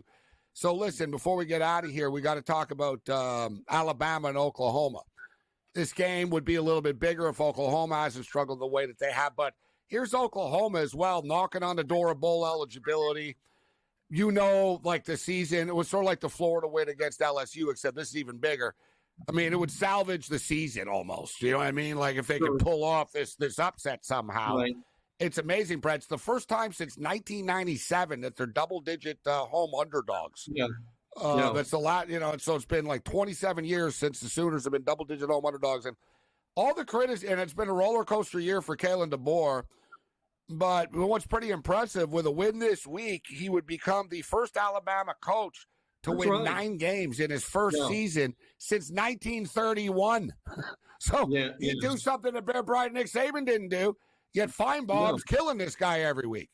I know what, really. Well, look, I give you credit for this. You told us after they hired DeBoer that they've hired a good coach with your connections to the what used to be the Pac-12. And I would agree with that. They have found themselves, frankly. They had a big win over LSU where they dominated. They did the same thing with Mercer, and look, I know it was Mercer, but they still played well in that game. Now, the secret formula for them is Jalen Milroe needs to limit his rushes to about 15 a game, 10 to 15, passes 15 to 20, and they're doing well. Where they're really doing well right now is defensively. That's the thing I think that's impressed folks. Now, we've heard this week from Oklahoma beat writers, and this is what they say. Here's the problem at Oklahoma. The defense can keep it close, but yet toward the end of the game, they fall apart. They still struggle on offense. They rotate their quarterbacks. They had to rebuild the whole offensive line. Pretty much, they've had as many as 5 receivers out. So, I mean, this is a game that Bama should win, but you never know when you're on the road what's happened. And look, I feel for Brent Venables also. Gabe, if people miss this, he came out and said in a moment of real transparency and honesty that his wife's cancer has come back. So he's only dealing with the team, but he's trying to do everything he can to help her. So he is in a difficult situation. I think Bama wins the game. They've got the Iron Bowl next week, and frankly, Gabe, I think if they win out, I think they very well may go to the playoffs. I think they're in. I think they're in. And the Friday Night Freak Show continues. Thanks for Brett Beard.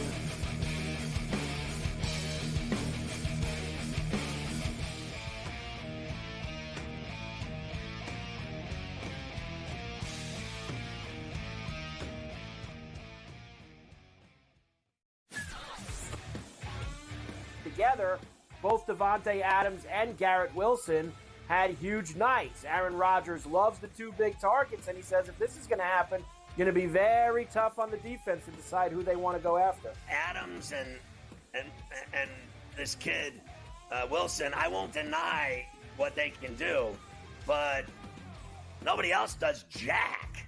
Pharrell Coast to Coast, only on SportsGrid. We live in a society right now where everybody's a snowflake, everybody's a cupcake, and everybody thinks that nothing is fair. Everything is like, it's not fair. We should have a better chance. We need more. You know what? I'm old enough to remember when you needed to have a perfect goddamn record to win a college football championship. That's the way it was. 11-1, too bad. SportsRage tonight, only on SportsGrid. Grandma Bear, who owns the football team, probably comes in, gives a little, oh, man, you're such a good little boy out there. Congratulations, the way you coach this football team. I'm never going to fire you. Totally, I missed you. Pinching your own cheek? As I was looking down and did not know we were getting... Oh, Donnie, you got such a good show there with that guy named Ben. Like, that's what your grandma would do to you when you go see her on Thanksgiving or Christmas, The Early Line, only on SportsGrid.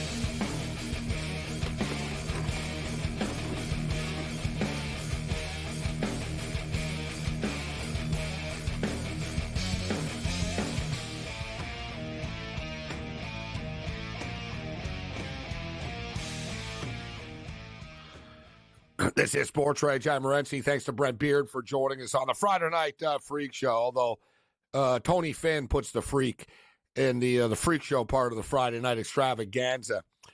We jumped on the Clippers. I didn't really understand why they were getting 4.5 points in this game. They're up by 20, 41-21 right now over the visiting Sacramento Kings.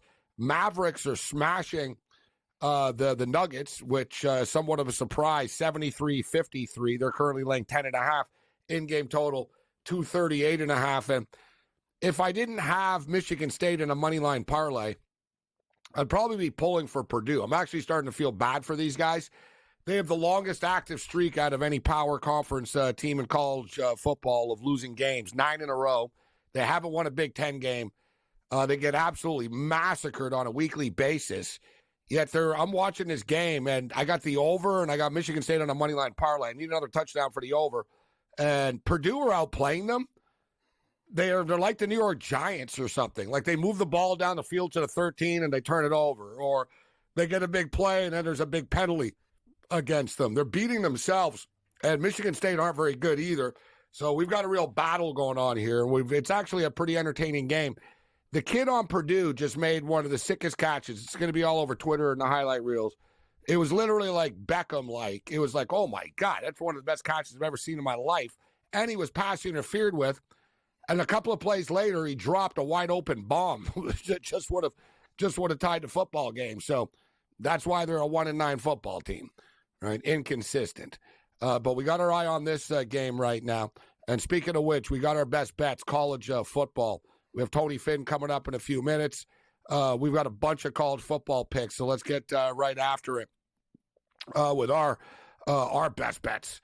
And let's start off with Rutgers. I got a bet in on Rutgers over 6.5 wins on the season, and they're at 6 right now. They get Michigan State next week. They should be able to nail down 1 because the people didn't think they were going to win the game last week at Maryland, and they won the game outright. Now nobody thinks they're going to win this game on their home field against visiting alumni from Illinois. I think Rutgers will win. I think Rutgers are healthier right now. They're back on track. And I think they nailed down a victory in their last home game of the season. They go to East Lansing after. So give me Rutgers, minus 125 on the money line. Ohio State. Hate betting on teams that I hate, but it is what it is. Ohio State are a lot better than Indiana are. Indiana are undefeated, but they really haven't played anybody. Michigan, we nearly beat them. And we're bad. Like we got one of the worst offenses in college football, and Michigan nearly beat Indiana. This is going to be a reality check time for Indiana tomorrow. Ohio State, roll them. Let's go Indiana, Ohio State over 52.5.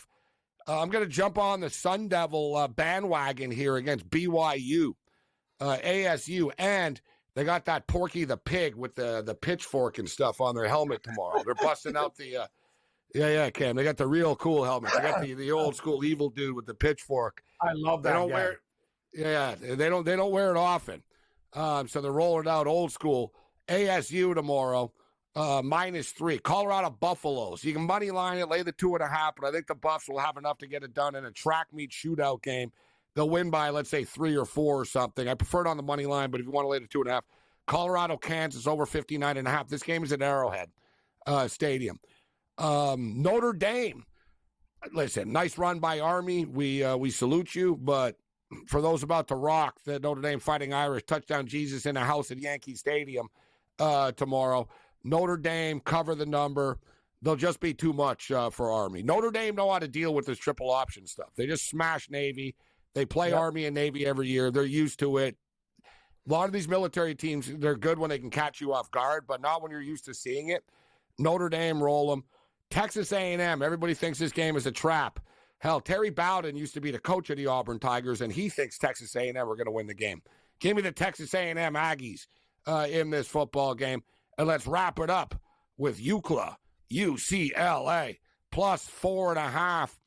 We got the Battle of L.A. tomorrow night at the Rose Bowl. Man, UCLA have been a really fun and competitive football team down the stretch.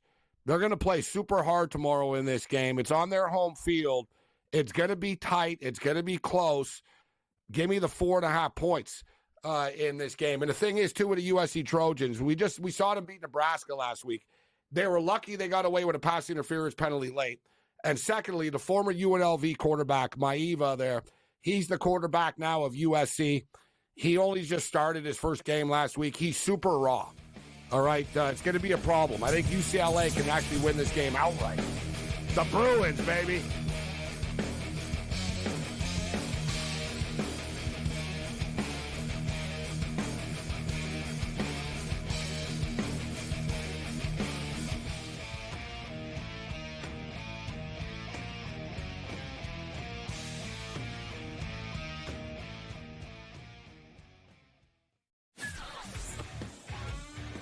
together, both Devontae Adams and Garrett Wilson had huge nights. Aaron Rodgers loves the two big targets, and he says if this is going to happen, going to be very tough on the defense to decide who they want to go after. Adams and this kid Wilson, I won't deny what they can do, but nobody else does jack. Pharrell Coast to Coast, only on SportsGrid. We live in a society right now where everybody's a snowflake, everybody's a cupcake, and everybody thinks that nothing is fair. Everything is like, it's not fair. We should have a better chance. We need more. You know what? I'm old enough to remember when you needed to have a perfect goddamn record to win a college football championship. That's the way it was. 11-1, too bad. Sports Rage tonight, only on SportsGrid. Grandma Bear, who owns the football team, probably comes in, gives a little, oh, man, you're such a good little boy out there. Congratulations, the way you coach this football team. I'm never going to fire you. Totally, I missed you pinching your own cheek as I was looking down and did not know we were getting. Oh, Donnie, you got such a good show there with that guy named Ben.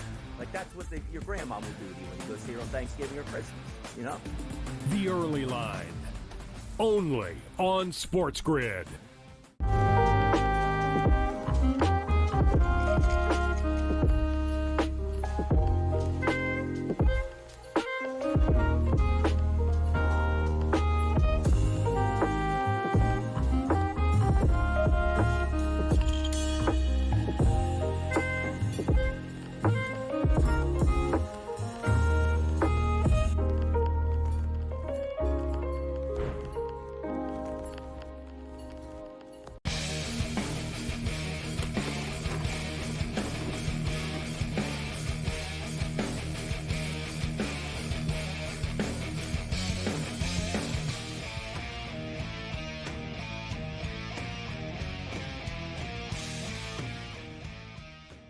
This is Sports Rage. I am Morency, the Pits, the Players, the Hustlers, the people to bust up, and everybody else in between.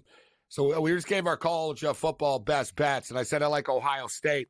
It bothers me. I don't like betting on teams I don't like, and I don't like Michigan State either. And I've got a money line parlay, and this is like almost a sacrilegious one I put together tonight. Michigan State money line, Ohio State money line, Michigan Wolverines money line. It's like the most hated rivals, the three of us, strung together in one parlay. But I also think Ohio State are going to cover the number. And for the record, Ohio State have beaten Indiana, as they just showed on the screen of this Michigan State game, hyping the game up for tomorrow. 29 consecutive games. Ohio State, 29 straight times they've beaten Indiana. As I stated, Indiana are in trouble tomorrow. It's the end of the line for Curtis Rourke and the Indiana Hoosiers tomorrow. We got Tony Finn ready to step up and in eventually as Tony prepares to join us. And I want to get to this video. We got a video. It'll be ready for us in a minute or two. I retweeted it out tonight. It's great stuff. It's a Detroit Lion fan who's shopping with his wife and kids, and the game is coming on soon. The Lion game is about to start, and he's getting impatient in a local Target. And great video. Like I said, this guy's the best, and the Detroit Lions got to hook this guy up. Like I said, we'll get this video going in a couple of minutes. Great stuff. It'll lighten the mood and make people's. We're like a news anchor. We're like a news anchor. At the end of the week, after we show you all the bloody war and gruesome deaths and car crashes. And here, let's go to the zoo and look at this lovely dolphin. Exactly. This is our feel-good video on the way out. Hey, feel good about yourself. Know what they call it, Gabe? You lost all your bets. You suck, but here's your video. Yep. They call it the fluff piece. Everybody needs one. Everybody needs a fluff piece because the news can be really depressing. So, yeah, we'll do it. Hey, Sabres just scored. Buffalo. 2-1 Anaheim. I don't want that. I'm on the Anaheim Ducks. I also am on the LA Clippers. And, guys, we've been talking about the Clippers. And one thing I'll say about the Clippers, I don't want to anoint them anything yet like that. And, listen, they're not winning anything. You know, the Western Conference is super tough. But They opened up the season with this new fancy $2 billion. It's like the most expensive arena ever. It's like a stadium, but like an arena. It's crazy cool, the Intuit Dome. The video, like their screen, the wall that they have behind the hoop is cool. Like it's really innovative. But they couldn't win. Like they lost like their first 3-4. I think they lost their first 4 games. And Steve Ballmer was sitting courtside every game cheering, and he kept on losing by a point all the time at the end of the game. I think they've won 6 straight now at home.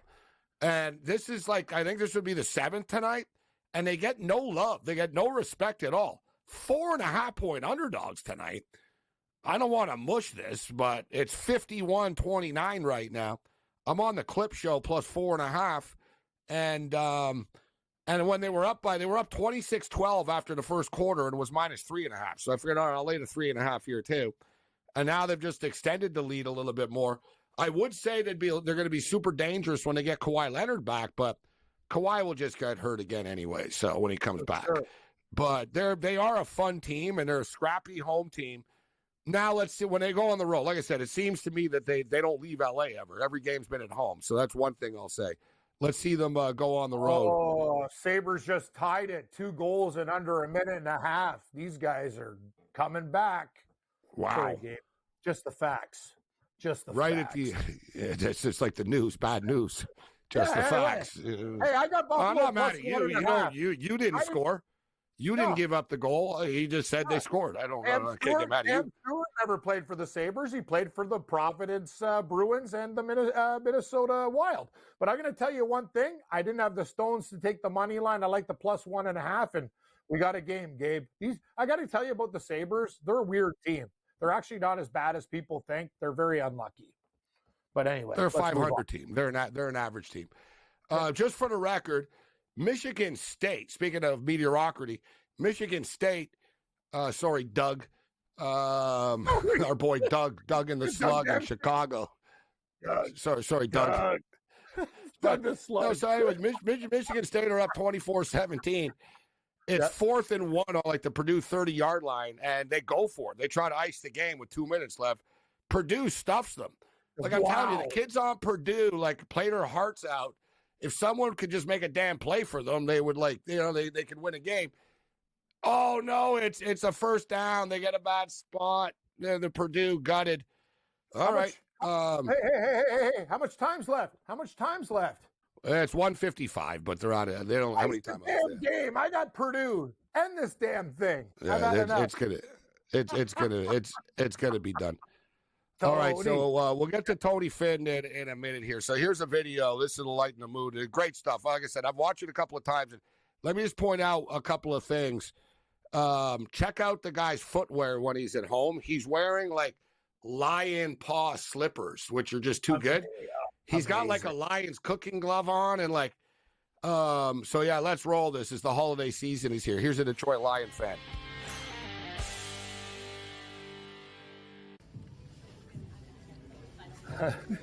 It's 12 o'clock. The game come on at 1, so we need to get in line by 12:30. Moses, you're not about to rush me. I'm just walking around Target for a minute. Listen, you got to 12:30. I swear I'm leaving. I got to get home for the game at 1. Why? I love this. Because I have to go home, get my snacks ready, get in character, all of that. What character? Don't play me. I'm not no casual. I'm a diehard. We don't watch the game like this. Oh my goodness. I'm not. I love this man. No, we're just gonna walk around for a minute. 12:30. Moses. 12:30. That guy needs to be single. Hold on. His woman's shaking him down. Moses, I told you not to rush me. I just needed a few moments to look into. 12:30 and I'm leaving. Okay, but I just wanted a few moments. You had it. You had 30 of them. This is ridiculous. Push that basketball. It's not even that serious. Yes, it is. All right. Let me just look at. I just one more thing. Just one more thing. Couple more things. He ain't gonna do nothing. I cannot believe this man. I can't believe you. Moses, you left me at that damn store for a game? I told you, 12:30, and it's not just a game. Don't do that. Moses, this is history. Moses, this is history. I just had to call an Uber home because you left me. You wouldn't have had to if you would have just came at 12:30 like I told you. And it's not a game. Don't do that. This is history. They've been this good since the 50s. Moses, it is a game. Was you born in the 50s? It is a game. Was you born in the 50s? It is a game. No, it's not. It's history. You left your wife at Target to come home and watch a football game. No, my wife made me choose between her getting home with me or watching Lions history. No, you ain't right, Moses. No. You ain't right. You know what, Gabe, too? She's looking at Christmas ornaments. She can go any day of the week. Football's on a Sunday. I'm on his side. Sorry. Like, this lady was shaking him down. Like, I don't want to be a rude guy, but the thing she was doing, you could do any day of the week. Football's one damn day. Or Monday and Thursday, but it's Sunday. Figure it out, lady. I like that. Are we right? I like that he said, though, it's not a game, it's history. They haven't been this good since the 50s. And he goes, were you born in the 50s? Were you born? No, you weren't born in the 50s. His Lions slippers were gold, too. You're right, Gabe. Those are amazing. I like what he said. I got to get home and I got to get into character. She's like, what character? He goes, I'm no casual because I don't watch the game like this. If we watch after, Cam, you see he's got like a Detroit Lions spatula. He's got lion claw slippers on. He's he's got everything. He's got a Lions oven mitt. Yeah, he's got like, and he's smacking like a thing, like clapping it. Like, I like him. Hey, the Lions, I tweeted the Lions this video. I'm sure they've seen it without me tweeting it to them, but they got to hook this guy up with like a sideline pass and stuff. Like, this guy's willing to get divorced, like over to the start of a Lion and Jag game. He goes, no, you made me choose between you and the Lions game. Like he didn't apologize. You made me choose.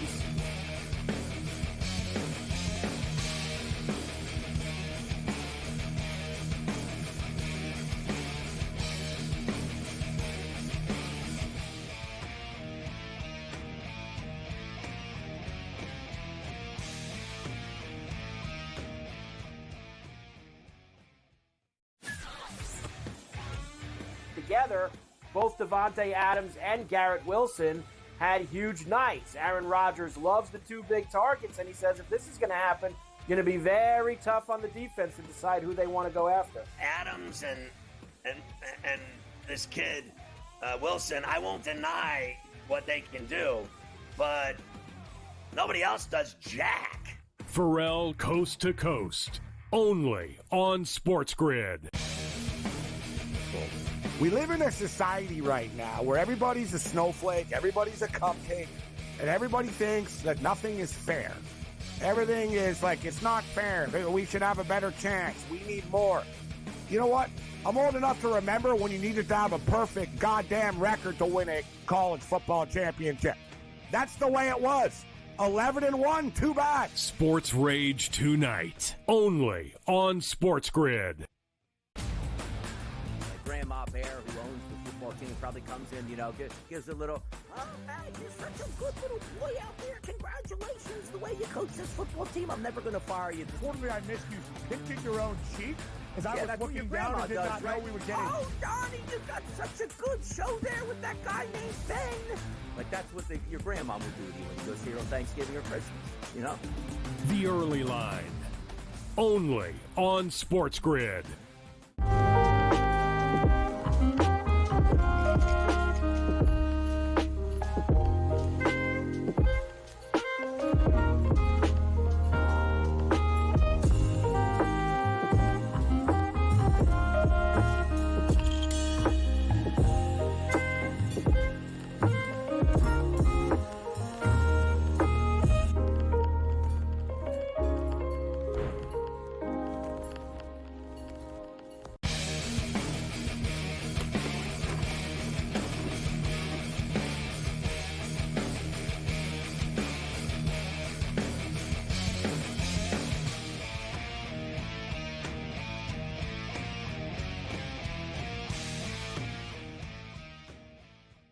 This is SportsRage. I am Gabriel Morency, the Pittsburgh Players, the Hustlers, the people that bust them, and everybody else in between. Great video. Like I said, great video. We've all been there before, too, and, and it's, you end up alienating people, and you could get, sometimes divorced and or relationships won't go well, but we've all been in that spot before. I've upset people before where it's been like the holidays, and I told them, listen, I've got to go watch the Holiday Bowl here for a couple hours, and or the famous Hawaii Bowl on Christmas Eve. Who hasn't been there on Christmas Day before? My grandmother, rest in peace. But I remember I used to miss like half of every Christmas dinner because I was in another room stressing out the NBA games that were going on. So I understand where this guy's coming from. And the Lions should hook this guy up like with field passes. At least give him tickets to a game or something. And don't bring the wife. Just bring the kids. She doesn't get to go. She's anti-Lion. She's not. She doesn't support the team. Tony Finn in the house. What's going on, Tony? How you doing? Doing great. Hope you guys are well. I've been pretty busy this week. Most of the time I've spent down at the paddock at F1 helping build some of the sets and the stages for the videos, podcast, and some of the entry arches. Some crazy. You talked about it last year, Gabe, and talked about the obscene money that this Formula One circuit has. It's just obscene. Some of the things I've seen over the last week. It's a whole other program, but doing well. Enjoyed. Did you see the? Did you see that Heineken tower that they have? Yes. It's actually see-through. So like you're on. It's like a big stage tower, except it's like glass. Like you can see through it. Like so the race is underneath you, and it's all green. It's like this massive Heineken tower. Yeah, Tony. It's the essence of decadence. This actually F1 race. And honestly, that's why it's kind of a turnoff to people. I was there last year and I enjoyed myself. But the thing is, it's not about the race, bro. It's about the Paris Hilton party, and it's about this, and it's about, look at our Heineken stage, and look at this. And, dude, they're selling packages, $5,000, $1 million, and this and that. And it's just sort of, you know what I mean? No one even cares about the actual damn race. That's why I like the one in Montreal. There ain't no Heineken towers. I mean, it's just a bunch of dirt and a track and like the stands, and it's about the race. You know what I'm saying? But it's a spectacle. I was there last year, but I look forward, Tony, to actually watching the overhead shots on TV and all that, and seeing how it looks, because it will look magnificent for sure. This time last year, you and I were sitting. I think we were in the D doing a show. And you were getting prepared for the F1 race. And I remember you sent somebody, and I apologize. I thought you were going to say I was getting drunk before the F1 race, but I was getting prepared. No, remember? Yet. Yeah, Tino Patino ran and got us the shoe. I got the shoe here, actually, the shoe drink. That's what I was bringing up. That's what I was bringing up. I think Gabe spent like a margarita or something. Yeah, it was like $200 for a simulated shoe that you wear as a driver or something. I don't know. It's crazy. That's all I know. You still drink out of the shoe for good luck? It's a drinking shoe, right? It is a drink. Well, what it is, it's like a leather real F1 racing shoe. I'll get it for the next segment. It's like an F1 leather racing shoe. Except they put like a plastic boot cam drink thing that fit perfectly in the drink. So like you're not drinking out of the leather shoe, even though it's a nice shoe. It actually had like the plastic drink, like perfect boot, like, so you know what I mean? You drink out of it. It had a straw, actually. It had like a top and a straw on it. But like Tony said, they were like $113 each or something. Like everything. Yeah. Tino was hardcore. But this is a good story. You guys will like this one. And I blame you for this, Tony.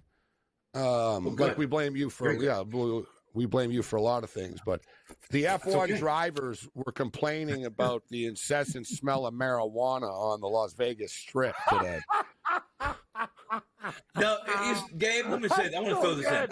The one thing people have to understand, this city is an amusement park, and that's all it is. So what they're doing is not it's not over the top, outside the box. This is an amusement park, this city. Here's Franco Colapinto joked after the pungent smell of marijuana at the Las Vegas Grand Prix. The Williams driver said, he goes, if I get tested, I'm going to fail. I've inhaled so much marijuana.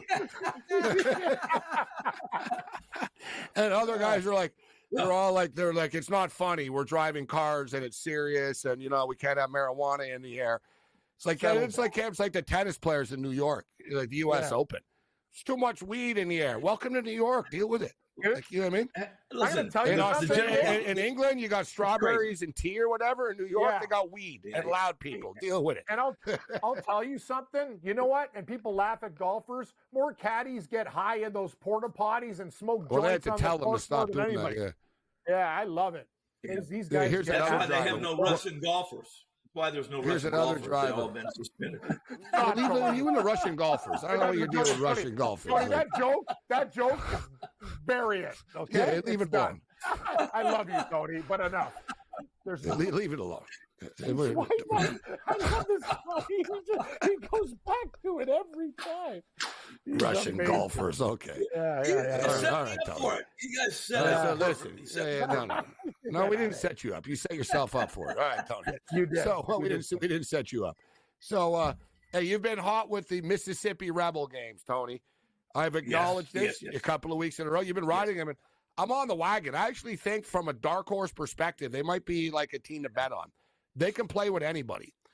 Like, they can play with anybody, just point blank on both sides of the football. They're a dangerous football team. Yeah. Do you think they cover, though, tomorrow against Florida at Florida? And we got to ask you about your Arizona State Sun Devils and our boy Stephen Lambert in the chat. Tony Finn's actually an alum. He went to ASU, which explains a lot. But what do you think about the game?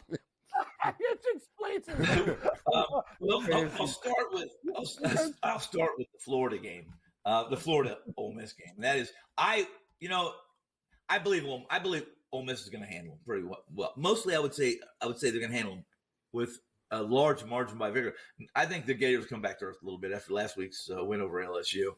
Dart, I think the best quarterback in the SEC, right? Going for three more touchdowns 3 times this year. Give me Ole Miss minus the points, even against Florida. I think it's going to be tough for Florida coming off that big win against LSU.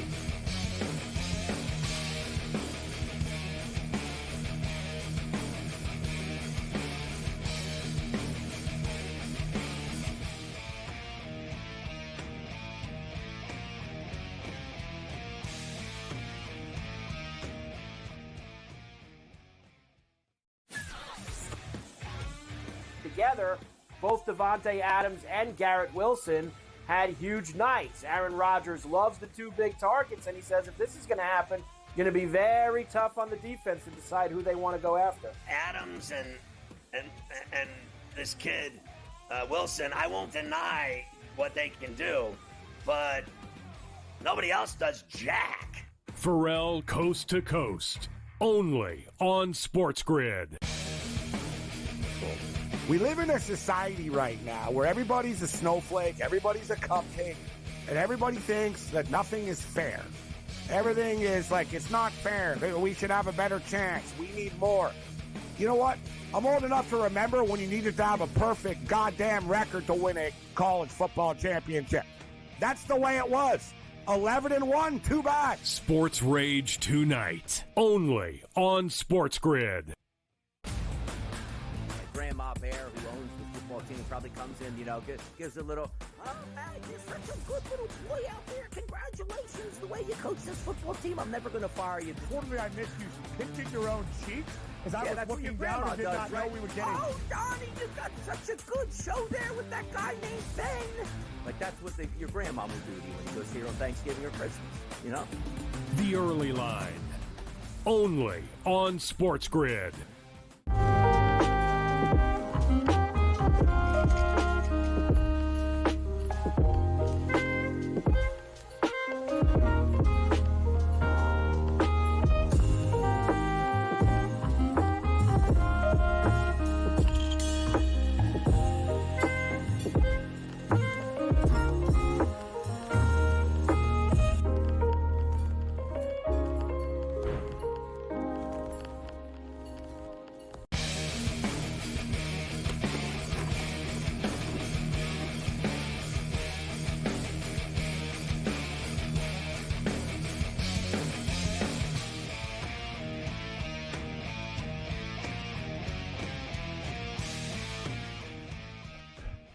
This is Sports Rage. I am Morency.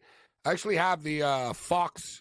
I was just watching the Michigan State game and Purdue, and automatically it comes on after. I don't know what they call this show. What's it called? The Huddle something. Washington Sports Wrap. Anyways, it's the Fox Seattle Sports dude. I actually like the guy, Aaron Levin. He's one of the few people in Seattle media that seems to rip the teams all the time. But it's a good format that they have here. It's just NFC West, guys. So they have they have each TV guy from each local network. San Francisco, LA, Seattle, and Arizona, and they debate the NFC West. And this division is wide open right now, Tony. What do you think about these games this weekend? You got Arizona going head-to-head with Seattle, and then you got the Rams taking on the Eagles, and you got the San Francisco 49ers against the Packers. But what do you think of that Seahawk game? I like the Seahawks personally. Cam's a Seahawk fan. We'll get his pick in a second. But it was gut check time last week for the Seahawks. They answered the bell. They're only 2-4 on their home field. This is a massive game for them. And it's also, there's not a ton of Arizona Cardinal fans that are going to come in and take their stadium over like we've been seeing either. I think they get it done on their home field. But what do you think of these NFC West games, quickly? Look, first off, really quickly, I would agree with you on Seattle. Arizona originally opens as a small favorite at one point, basically a pick 'em, but I think they've played far above their head, and I think that Seattle, I think despite the fact they lose their head coach of years and years, I still like the Seattle team under the new regime, and I sure like them tomorrow in a pick 'em against Arizona, absolutely. Or Cam, Sunday. you're taking your Seahawks? Not tomorrow, but Sunday. Big time. I think that was a galvanizing win over San Francisco. And what you saw with Geno Smith in that final drive, this guy's a man possessed. If he has that anger and that determination, Arizona could be in a lot of trouble. I'm taking Seattle. Tony, what do you think of the UNLV game right now? I don't know how much you got your eye on this, but I'm on San Jose State plus the points and the under. 16-10 for the Spartans right now. Second half has just started. Well, it's funny. I didn't know you were on the under. I'm on the over. I don't have a side, but at the end of the first quarter, I said, "Well, what?" And then I looked at the stats. I didn't get to see much. What I like is this, and I like the fact that there's 26 points in a game that could be 0 points in the way they're playing. And my over in 59.5 isn't dead. I really like the quarterback. He's basically backup quarterback, right? And Williams to do some damage today, and he is not. Weather's had a little bit of effect, but. I'm on the over. I'm gonna, that's my story. I still like it at 26 points. I only need another 30 or 32. I don't want 32, 33 points. Can it happen? 53 in this weather. 53 and a half right now. All right, Cam. What do you got in the NFL? What are your best bets? And I'll get to mine. What do you got, Cam? I like Seattle. I like Indianapolis plus 7.5 against Detroit. I know that's a very risky bet. I'm not even going to tell you. Cut my mic. I like Tennessee plus 8.5. Sorry, I like Tennessee plus 8.5. And I also like, who else do I like? I like Baltimore to beat the Chargers. And I think Miami blows out New England. Those are my picks. I think the Patriots actually could be a sneaky dog in that game. But it didn't make my cut of best bets. Greg in Master Control, Greg Frank producing the show. If we've got my best bets, I only got a couple of them in the NFL. I'll have more, obviously, on Sunday. Give me the Washington Commanders. Look, last year, and 4 to 5 last times these two teams have played, the Cowboys have beaten them by double digits. They beat them 38-10 and 45-10 last year, or 48-10, whatever. They murdered them both times last year. Payback is going to be a bitch for the Cowboys in this game. The only reason Washington won't win like 45-3, I think, is because Dan Quinn will take it easy on the Cowboys because he worked there. But Washington roll them, in my opinion. Lions and Colts. Listen, this Lion offense has scored 52 or more points in 2 of their last 4 games. An off game for these guys is 26, 27 points. The Colts will be able to score on the Lions, I think, too. I think this number, I don't know if it's a trap, but I think it's just a little too light at 50.5 here. We're going to get to the mid-50s, if not high 50s, low 60s. We talked about liking the Seattle Seahawks getting a point. The LA Rams and the Eagles, this game is kind of a toss-up. But I think that Stafford and the Ram wide receivers can find holes in that Fangio defense. And then in the Harbaugh Bowl, John is 2-0 against Jim for the record. Maybe they meet again in the playoffs. Who knows? But this is a must-win for Baltimore. And, the Chargers, L.A. kind of play the same way Baltimore does, but Baltimore have better players. Other than that, you're on your own. Later.